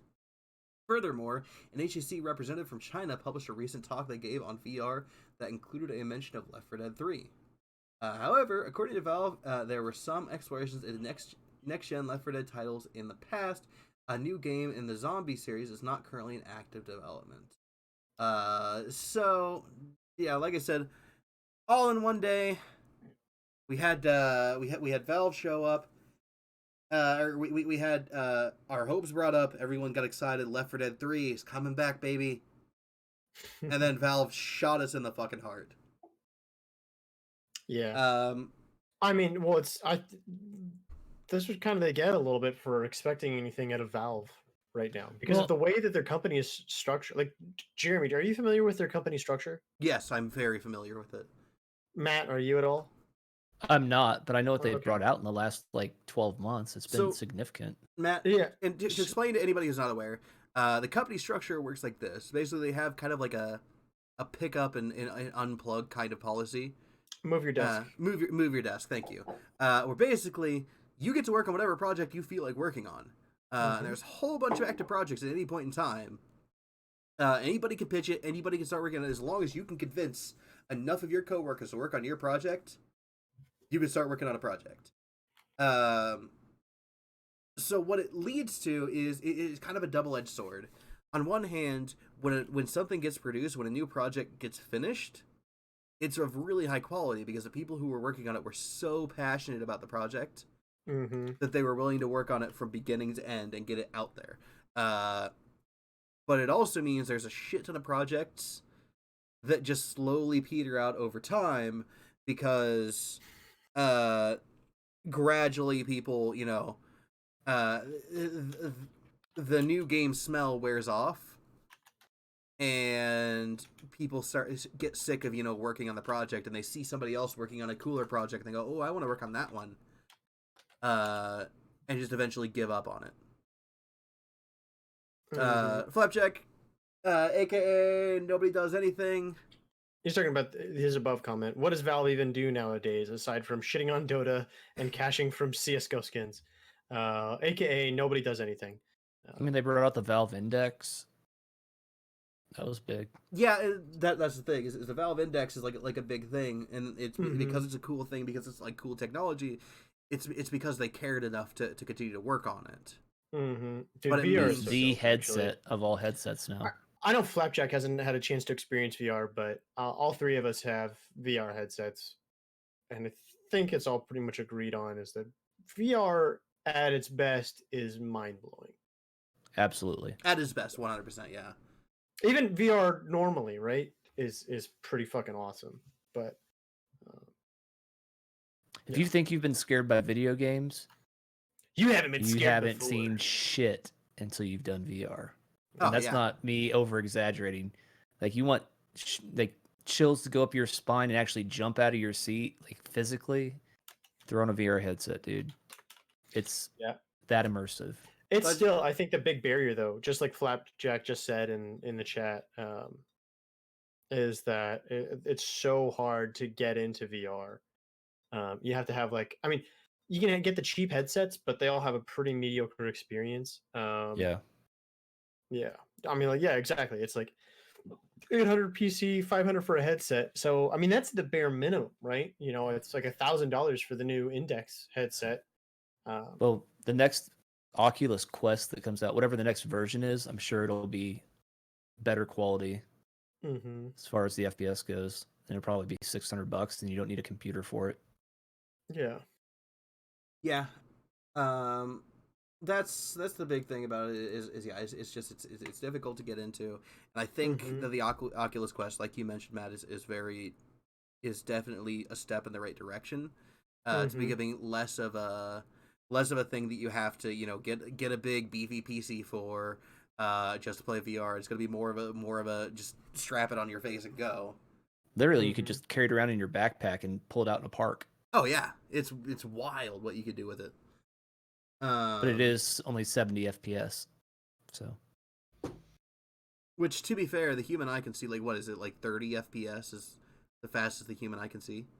Yeah, I think it's just more for motion sickness if you're, like, not teleporting around, but you're actually sliding through the game. Flapjack, I'm a student. I'm lucky if I can buy a normal game for 60, and now the normal price is going to be 80. Jesus. I totally get you there. Is that true? The price is going up to 80? Not in the U.S., but he doesn't live in the U.S., so it might be different there. I couldn't tell you. I mean, there was news this week about tariffs going up, so like all across the world, so that might be. A lot of games are 80s nowadays on release. Fuck, that's not good. I don't know anything about that, so I can't. I can't speak to that. But damn, that is super expensive. It's like yikes. a euro is what, $2 American? I don't know the exchange rate, to be honest. But well, let's the EU's had a lot of people. They're almost equivalent. Actually, the dollar is bigger than the euro right now. Well, the EU's been having trouble with countries leaving, so. Yeah, well, you know. Well, the British suck. Get rid of them. We kicked the British out of America, and it's been nothing but great. Well, that people are leaving the EU, and then they're big asterisk slapped on the side of that one. Nope, America's perfect. Nothing wrong here. Nothing wrong at all. And then they kicked Poland out of the EU in 2016. Big emphasis on the word trying. Talk about some more Cyberpunk real quick. Cyberpunk 2077 multiplayer is unlikely to come before 2020. Oh yeah, they basically, I mean, because they just delayed everything else alongside Cyberpunk. Because Yep. So what they said here, Cyberpunk 2077 was recently delayed to September, pushing the anticipated game back significantly. Also may have had an impact on the game's planned multiplayer, which CD Projekt Red has now said probably won't launch for at least 2 more years. In an investor's call, the studio said that 2021 appears unlikely for the multiplayer release. That means the mode, which will come as a free update to the game, will show up in 2022 at the earliest. The company did not specify any more details about the multiplayer mode, but it did suggest it's being developed in parallel as a AAA experience of its own. In the statement explaining the delay to 2077, CDPR said the game is complete and playable already, but there's still work to be done. The rest of it's just covering stuff we've already talked about. All you people that love GTA 5, you're going to have to wait for a new fix. Do you think it's going to be like GTA 5? Because that's like a big... It's visually, it looks like Deus Ex, and gameplay-wise, I think it's going to be like GTA. Well, I guess more what I was asking, it seems like Flashback's kind of agreeing with you. Wasn't that the same with GTA, though? I guess not quite. Yeah, that was pretty similar to... I think they had a shorter turnaround. I think it had like a year before the online came out. But yeah. Red Dead Online is still broke, right? I've heard Red Dead Online's actually cleaned itself up quite a bit. Getting back to you, though, Matt. I was more asking, like, do you think the multiplayer is going to be like that, though? Oh, I don't know. I mean, it depends on how they monetize it, which it will be. Well, they haven't guaranteed this to be monetized. They said they're exploring avenues of monetization. Right. I mean, but they're not going to just like host the servers for free. I guess so there'll be some sort of monetization.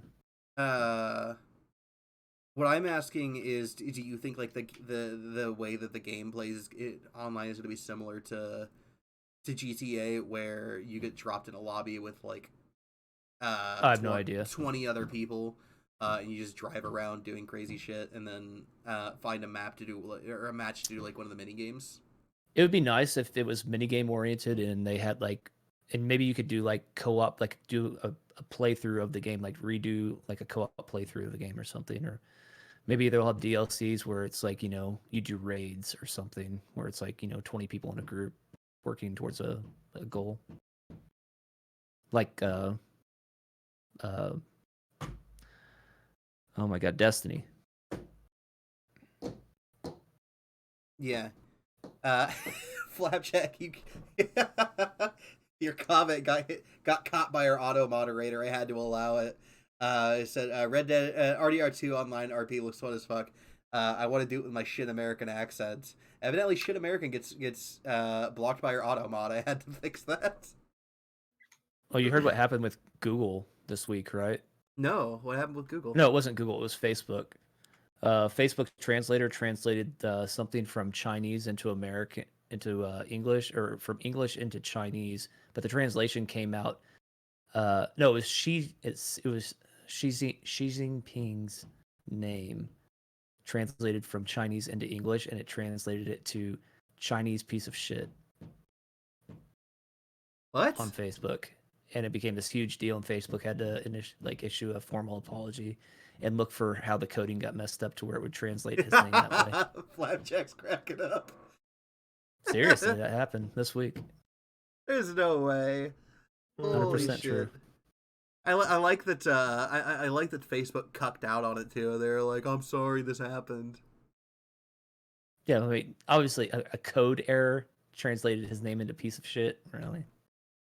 Yeah, no, it was Chinese shithole is what it was. It was Chinese shithole. There's no way somebody on the coding knew what they were doing. Absolutely. Somebody also just got fucking fired. Somebody from Facebook China. Oh my god. Ooh, here's our serious conversation of the night. Joe Biden thinks video games cause violence. Right, and he also got 250 grand in cash to say that. Flapjack, I wish I could run something like Facebook. I'd run around so much. I'd fuck around so much. Oh shit. Let's look at this article. All right. You guys I've ready? just been reading it for like a little bit, Have so you? I can. Yes. Yeah, guide us through this then, Reed. Because otherwise we'll be here for a bit. I think this is a little bit picked out. I mean, because most of the article is about First Amendment in Section 230, which we're really not going to get into. Yep. It's a very conservative statement he made for a liberal candidate. It's not really a liberal from my experience, it's not really a liberal or a conservative thing. Because here's the only reason why this. He sounds like Nancy Reagan. Because the only reason Hillary Clinton also for a very long time was saying that video games cause violence. Yeah, but she just says what people tell her to. She doesn't really think for herself. That's oh my god, you nailed the fucking. Moving on. Nail the hammer. The reason why this has any sort of like bearing or precedent, because otherwise I wouldn't really give a lot of this article too much credence, is that back in, I want to say August of last year, early August, Biden made a statement that basically inferred that violent video games were not healthy. Although he qualified that by saying that they weren't the reason why we were having the problems that we do in America.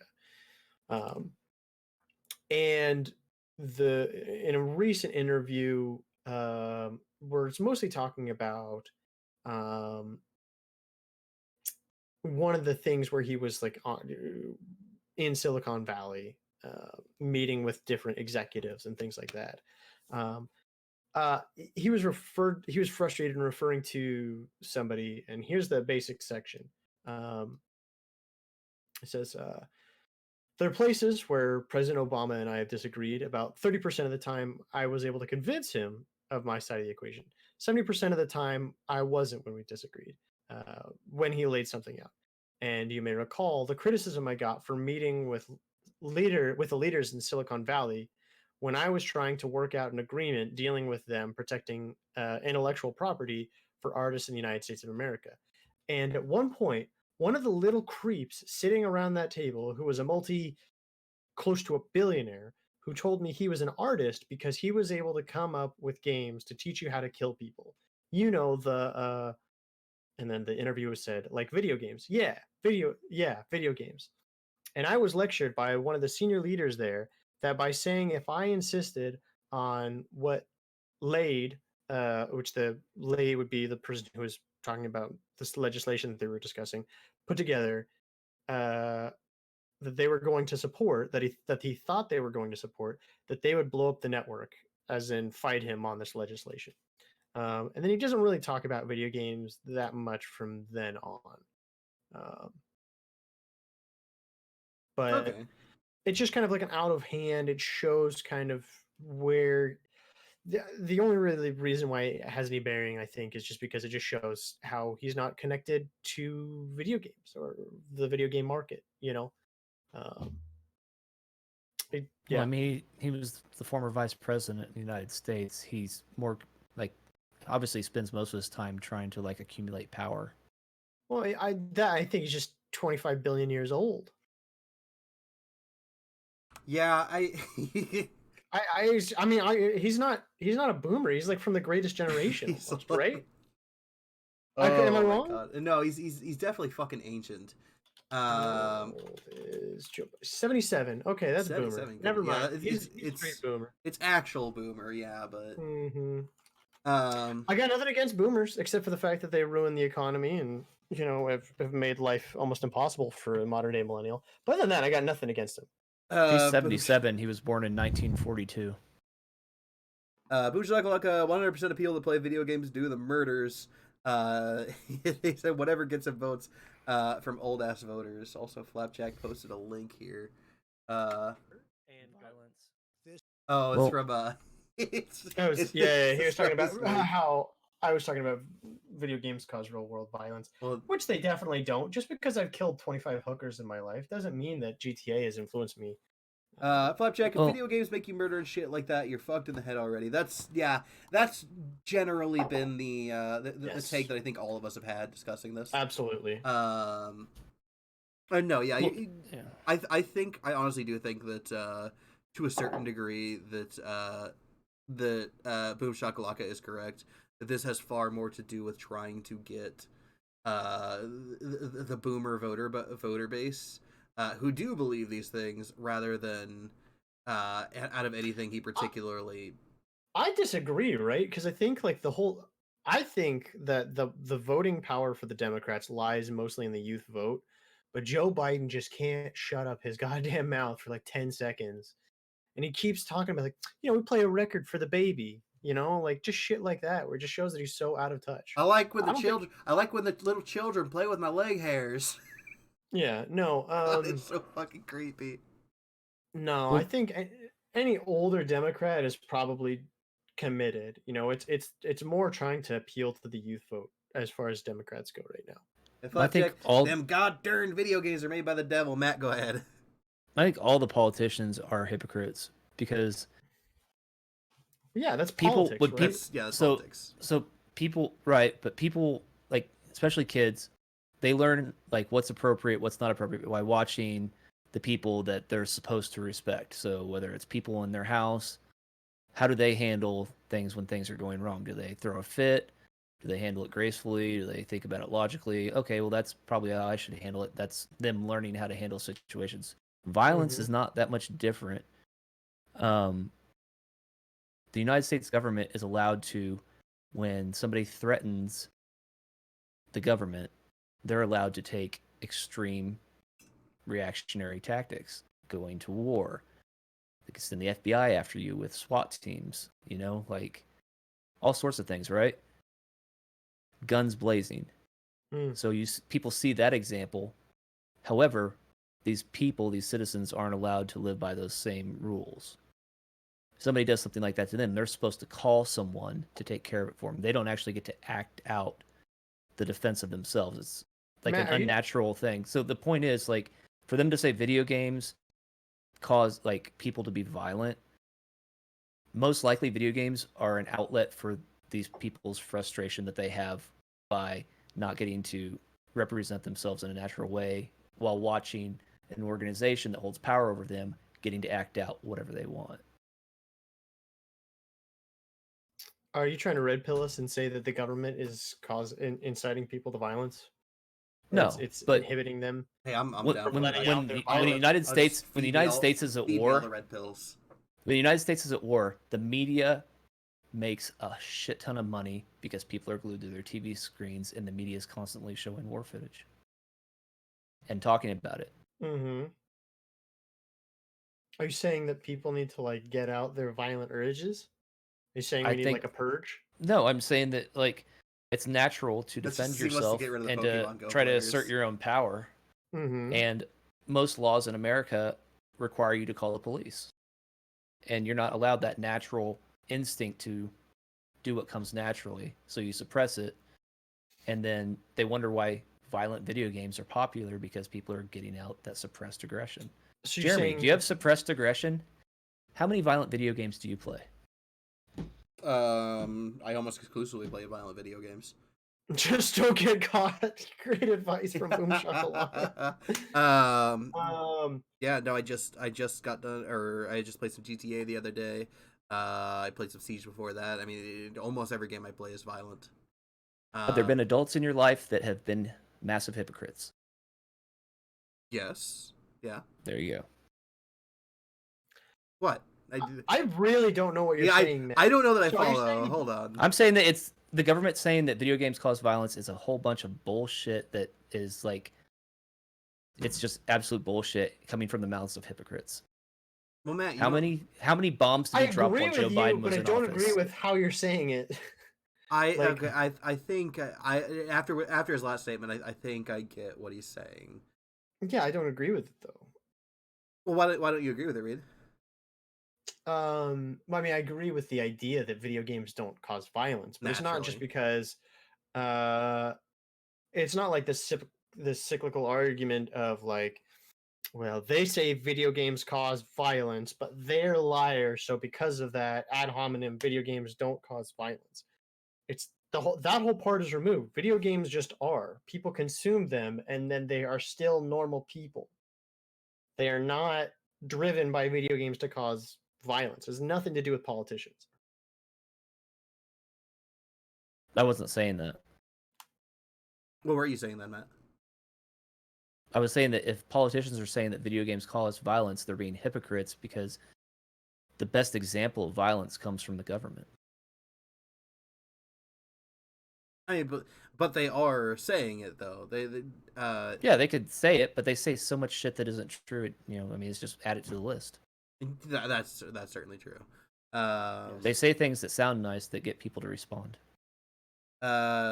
Flapjack says, I think people play violent video games because they want to be thrown in that situation in danger of adrenaline without actually being in danger.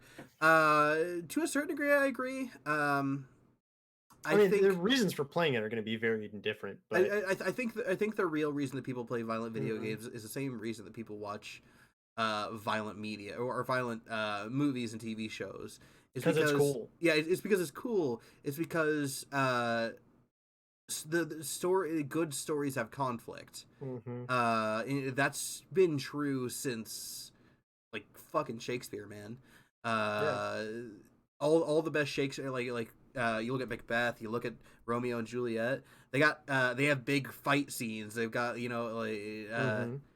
so many people dying, getting murdered, killing each other. The Iliad, I mean, like storytelling since all of time has always been full of violence because that's been a major part of our entertainment and our culture. Right, and because violence has been a major part of real history also.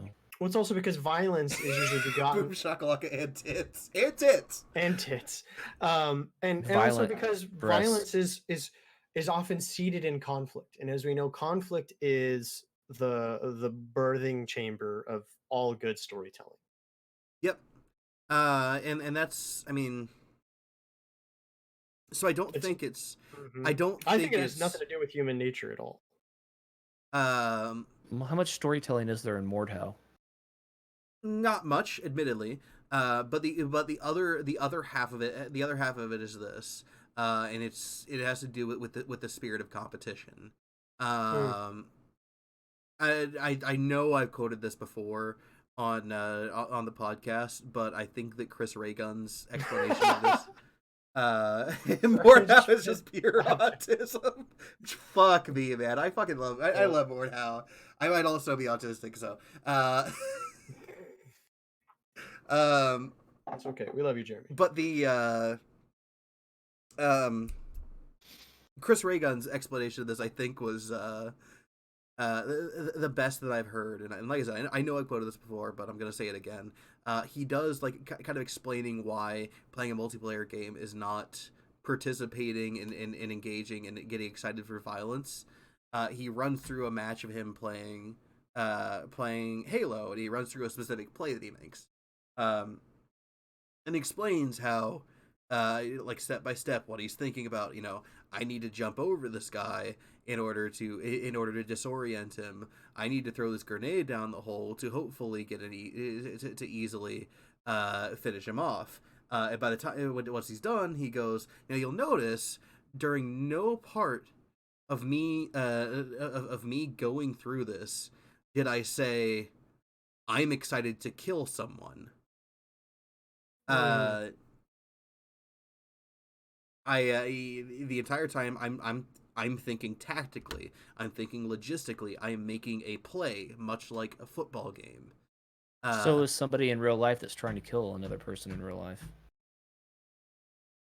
No. Someone that's No? killing another person in real life is thinking about killing another human being. They don't plan it out, and there's no strategy. Well, there's planning, there's strategy, but there's also the degree of I'm about to fucking murder someone. You don't just kill someone because well, time to do the strategy. Isn't that what soldiers do? But soldiers don't necessarily take enjoyment from killing. Generally, there are obviously exceptions to that. It's a job. I mean, but here's the thing: is like soldiers are not a bad example of real life violence. No, You could say that they're they're example of the government's violence. Yes. But I think that I don't think, Matt, when you play online, like you played Siege with me. Mm-hmm. When you were playing Siege with me, did you spend the entire time going, I can't wait to murder someone. I can't wait to shoot someone in the face? No, I thought it was like the most boring thing ever because I've been in actual combat, and that's why I don't like enjoy those games because I think they're boring. Because you're wrong, Matt. But it's because the real thing is so much more intense and nothing matches up to it. But the point is, you didn't spend the whole time getting excited about killing someone. No, I was just like bored because we're just like making booby traps and sitting in corners waiting for someone to poke their head out. Flapjack, have you been in the army, Matt? That's a good question, Matt. No.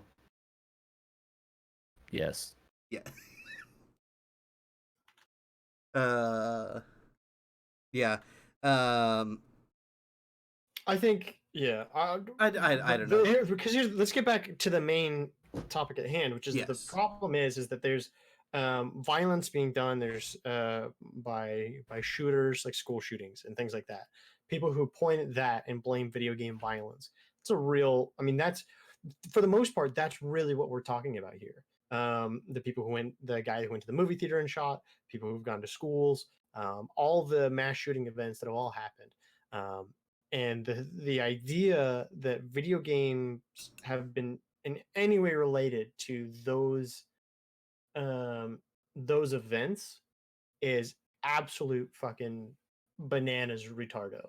Well, when did video games start like using textures and meshes and skins that look like real life guns and people? Like maybe the 90s? No, like Ghost Recon? Mid 2000s, mid 2000s, mid aughts. Oh no, I'd say PlayStation 1, honestly. Yeah, I mean, you're talking about like Lara Croft, like block titties. Yeah, triangles, but they still look like people. Like Duke Nukem. Even back then, people were shocked and horrified. Even back with fucking Mortal Kombat, like the original Mortal Kombat is the reason the ESRB exists. Right. Well, I guess what I'm saying they is played Mortal Kombat for Columbine. So like I guess what I'm saying Doom. is like, no, they played Doom for Columbine. Oh, that's right. Yeah. Like video games before that didn't represent weren't visually like that. Yeah, Pac-Man, Mario Brothers. I mean, guess Mario Brothers. You get a fire flower and you can throw fireballs. But yeah, but then you had like games like Contra and shit like that. So yeah, that had less to do with society being more bloodthirsty or anything like that, and more to do with technological challenges. Yeah, lack of technology at that point in time. You gotta remember, the original video game is just some lights on a spectrometer. Yeah. So I'm guessing that if you Galaga look back, involved dots and guns. I'm guessing that if you look back even prior to video games, that societal violence has gone down incrementally year after year after year, increasingly getting less and less and less, despite what the media or former vice presidents say. Yes. If you look at the stats, even with the school shootings we hear about in the news Mhm. and the public shootings and things like that, it's still going down. They just make it seem like it's a crisis. Yeah, I mean, but no, I mean the big issue here has nothing to do with video games. It's all about mental health. The whole thing is about mental health, and that people don't want to address or deal with that issue. I mean, what do you guys think you'd be doing if there weren't video games? Like, you guys are both avid video game Probably players. killing people. No, like if you didn't have that outlet, what would you be doing? I mean, but here's the thing: is I'd probably still. industry, honestly. I'd probably have a happy life. It would probably be fine. What do you think your main thing would be? Because you say that you're kind of addicted to video games, Reed. So like, what do you think would be your? I would write. I would create. I would probably do outdoor sports. I would just because I enjoy all those things now, so I just do those more. I think it would be read a lot of books, I think it would be books. That was my guess. I think it would be, instead of video games, it would be books for you. Which I'm equally addicted to books. I've read 25-ish books in the last year, if you count audiobooks. Maybe more. Yeah, I'd probably get involved in the film industry, which has just as much of a violence problem. Problem with quotations the size of fucking moons. Tyler said Reed be reading books about how to get away with murder. But do you write yourself, Reed? You writing right now? You do? Not as much as I should, but yes. You should write more. I should. You're a good storyteller. I will write more. You should write more. Hey, we need to get moving though, because we've been talking about this for quite a bit, and we still have a few more things to talk about. Flapjack says, "Nice. I'm working on part of my own script too. Hell yeah, dude. Do it. More creation. We need more creative types in the world. I don't think we have enough like legitimate creators out there." Is it about a guy that leaves the EU? We'll move on to this right here. First 2 years of Xbox first-party games won't be exclusive to the next-gen consoles. This information is coming out from MCV Develop.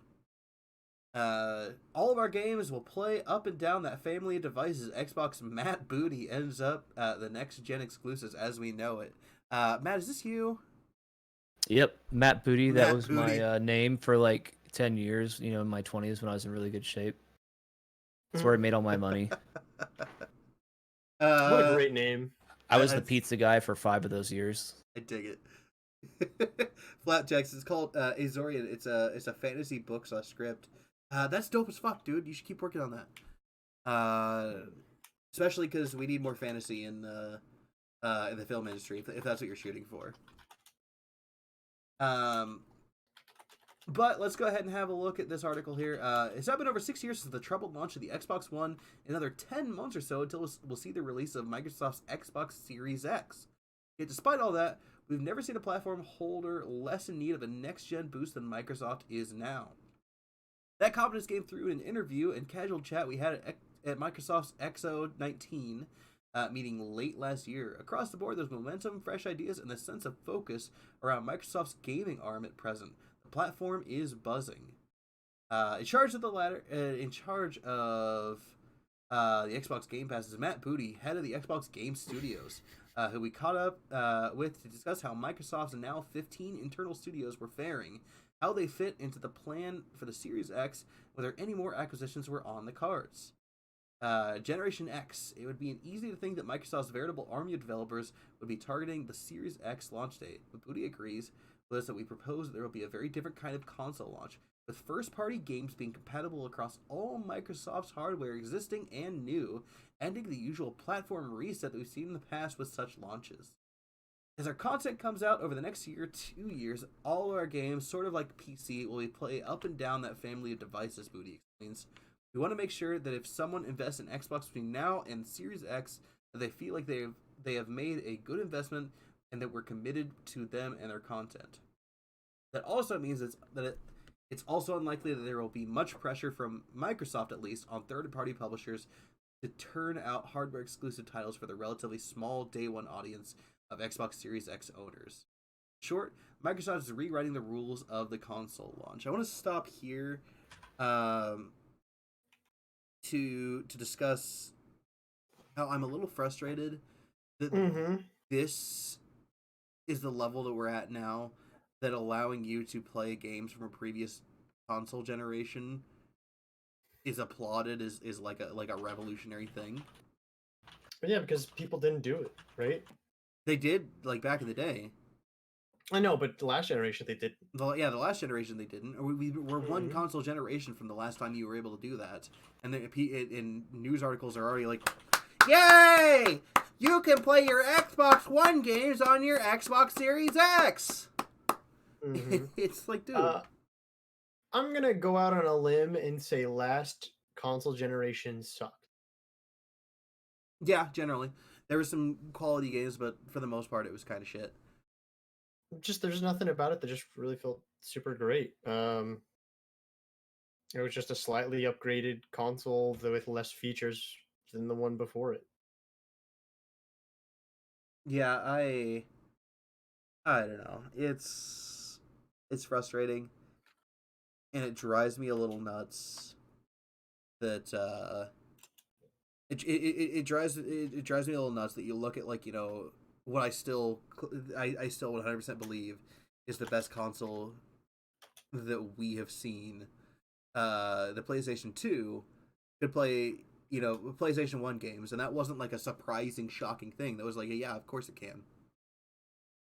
You know, in a way, so we went from 2-dimensional video games, and then the big change happened with Dreamcast, Sega CD, PlayStation 1, where we got 3-dimensional. Sega Saturn.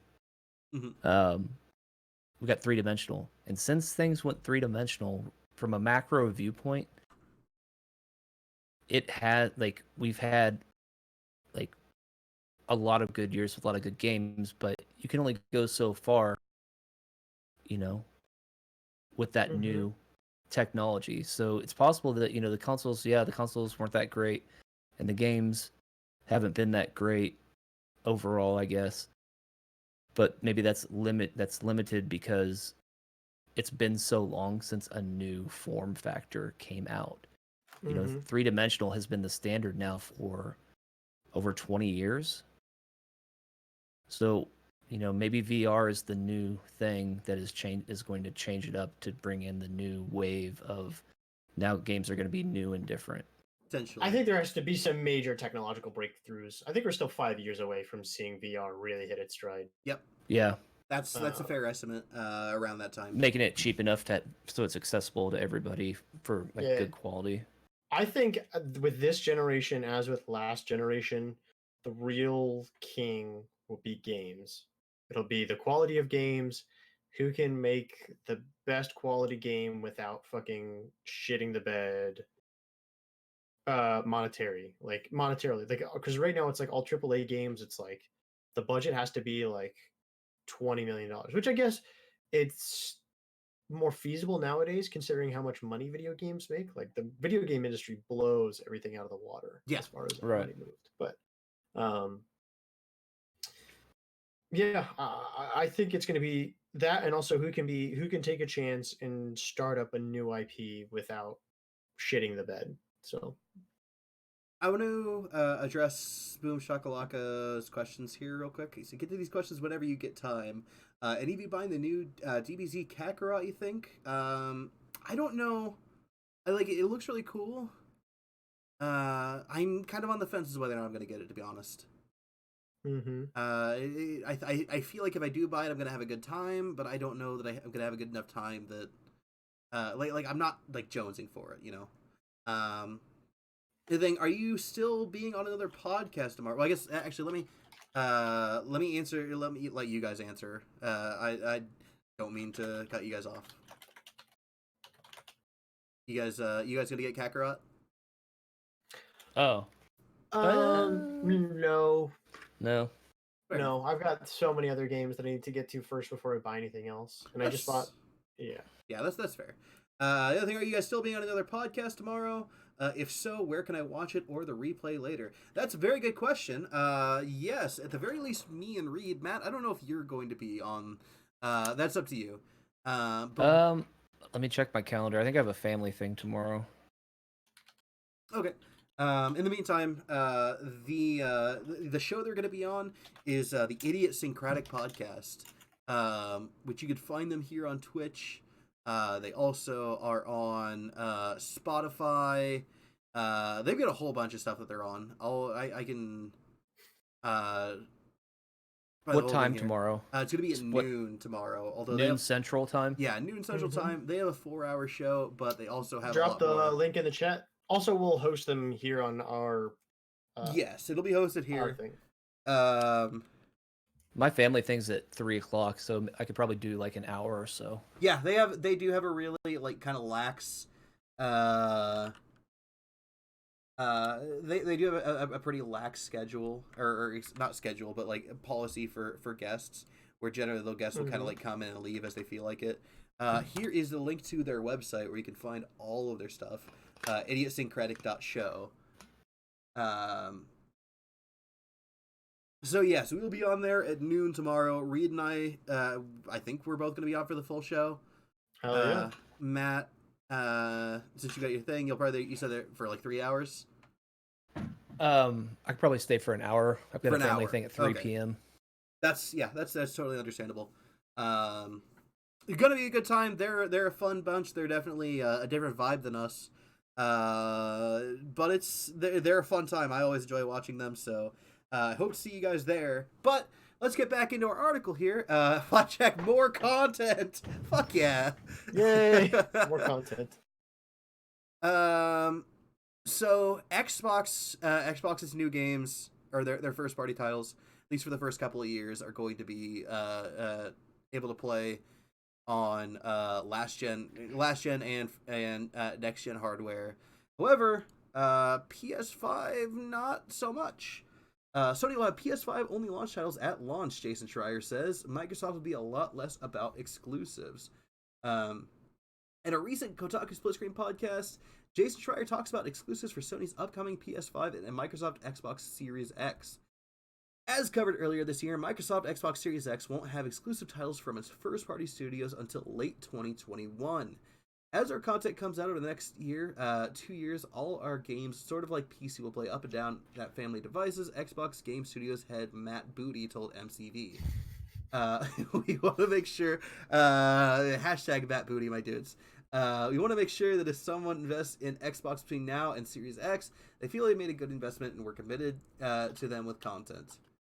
As we wrote, Microsoft wants to make sure the players don't feel like they're having to make a choice between console generations. So no Xbox Series X exclusives for a longer period, but cross-gen Xbox One Series X titles instead. But what about Sony and PS5? According to Kotaku's Jason Schreier, Sony is taking a different route than Microsoft with its upcoming next-gen consoles. Please note this podcast is recorded even before the MCV interview with Matt Booty that we referred to above. In the podcast, Schreier was asked whether he knows how much PS5, Xbox Series X exclusives, and cross-gen titles there will be at launch, after which Schreier replied with the next Viking-themed Assassin's Creed installment will definitely be a cross-gen title, as well as most third-party games will be. I've heard some of the PS5 launch titles, Schreier said. I won't say them yet, as I probably will want to some kind of report on that stuff in the future, but those will be on PS5 only. So yeah. Flapjack, I told you, Vikings. Boom shakalaka. Hashtag nice booty hat, Matt. I love it. So yeah, basically, it sounds like Sony's doing more of the same bullshit. Xbox is bringing back the old. But yeah, not much. I mean, honestly, I am surprised that Xbox's first party games are not going to be exclusive to next gen consoles. I don't know. What are you guys going to say about that?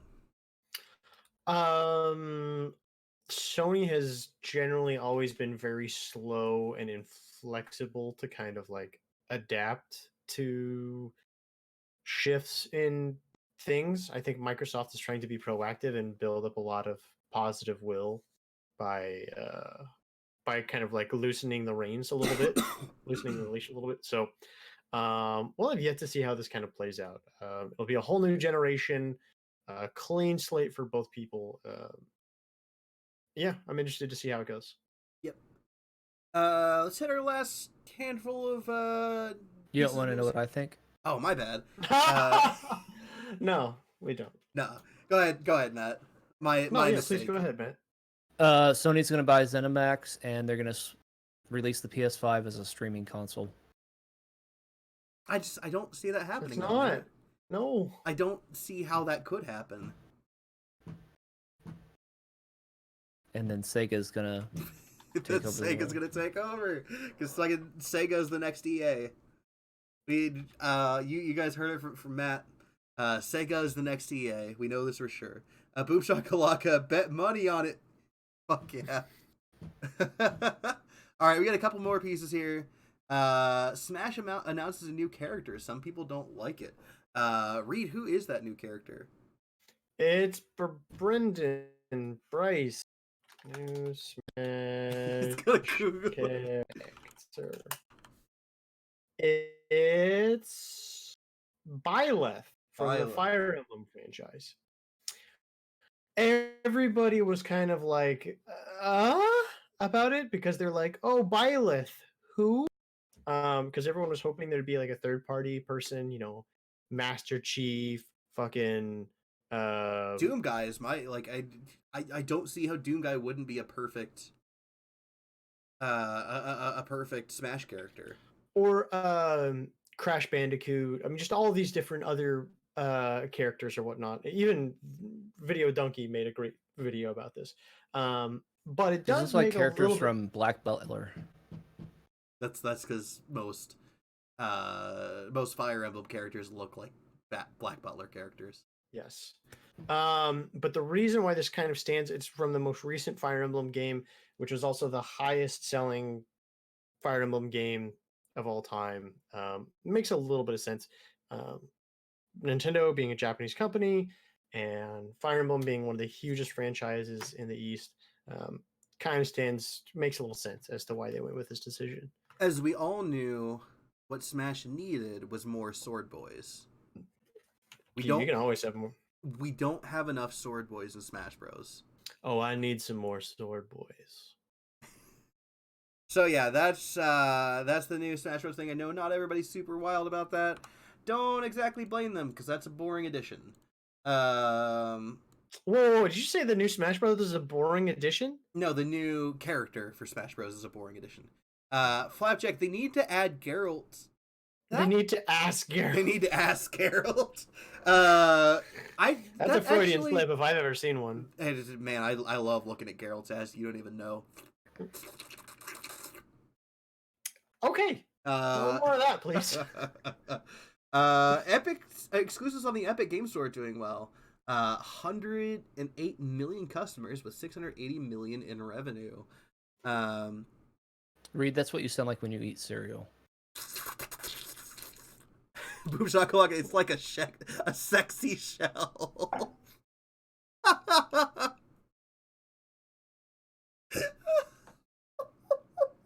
I don't know what that means, but he's talking about Geralt's ass. Oh, it's like a sexy shell. Oh. Baby got back.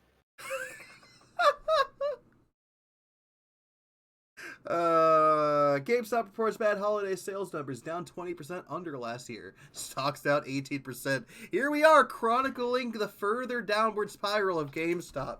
All right, we took our votes. Does anybody remember what our votes were for when GameStop? Yeah, I said Sony was going to buy GameStop. Yeah, but when? When do we think that GameStop? Right after they buy ZeniMax. When do you guys think that GameStop is officially gonna like it's gonna be done right after they bring out a streaming service. I'm voting. I think they're gonna hang on for one more year. I think this is GameStop's last year. You motherfuckers can quote me on that. Flapjack, I expect to see that in the next video. You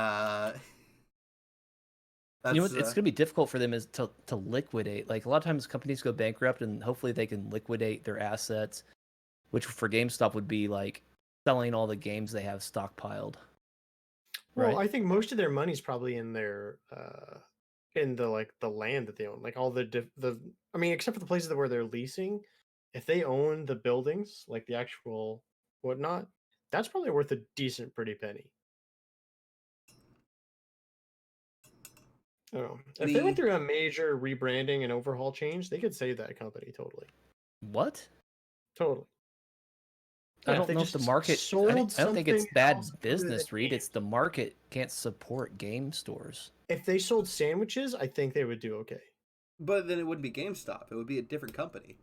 So it would be profitable. I would still We don't count welcome that to as a GameStop. We don't sell games. Here, would you like some bologna? Would you like and mustard? Throwing are slices you a of gamer bologna who's over. hungry? Swing by GameStop. Oh my God, Reed! I swear to God, if that actually happens. happens, and GameStop like just becomes a sandwich shop and they leave the name the same. Dude, there's a GameStop exec in the chat right now who's like, "My God, of course, it's so simple." We need a fat person that's gonna get skinny How could we eating our sandwiches. Quick, get the Subway guy. He did well. Just keep him away from the small children. Flapjack GameStop is going to survive on consoles and soccer moms. I don't think that's going to keep it afloat. Boom Shakalaka, and they sell gas outside of it.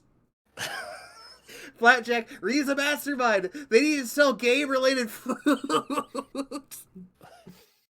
Dude, what game-related food is there? Okay, I just want to know. Mushrooms. Calorie Mates for Metal Gear Solid 3. That's an easy one right there. Flapjack Zelda shrooms. Boom Shakalaka 1000 in Breath of the Wild. Flapjack Coke. Oh yeah, PUBG Red Bull, dude. PUBG Red Bull. What are famous video game foods? All right, give me a second. I'm looking this up. Wait, hold on. I just realized Zelda shrooms. Wait, Zelda's its own thing. He's gonna eat Zelda. I'd eat Zelda's ass. Yeah, I'm with you on that one.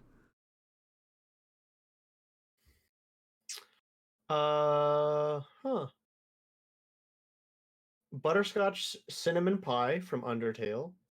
Flapjack, isn't she underage? That depends on your interpretation of underage. There's a ton of food from Fallout. Boom Shakalaka, Link or Zelda. I don't think that matters too much to me. Jurassic pork soup from Chrono Trigger. Oh, it's just ramen. Oh, it looks so good. Hot dog sushi from Mother 3. Well, that's pretty good. Oh, the cake from Portal. They could just sell the cake from Portal. Flapjack, this is going on the video out of context. Oh fuck. I just fucked myself. God damn it. Well done. All right, team. It's that time. Yep. And that's how real journalism works, Jeremy. You take shit FBI, out of open context up! I love it. All right. Oh shit. It is. Yeah, we gotta cut it early, don't we? Because I gotta get to work tonight. You have to work tonight. I mean, sorry, Reed has to get to work. Reed. Yeah, I was like, oh shit, you working the shift with me, Matt? Sure. See you in a few. It is that time of night, my dudes. We thank you all for watching the Not Important Gaming Podcast. You can find us here every Saturday night at twitch.tv/NIG podcast. We do our shows on the Saturday nights, 8 o'clock or 8:30 p.m. at 6:30 Pacific time.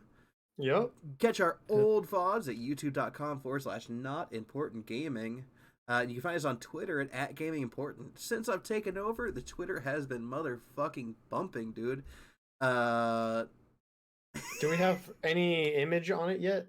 Yeah, we got images on there.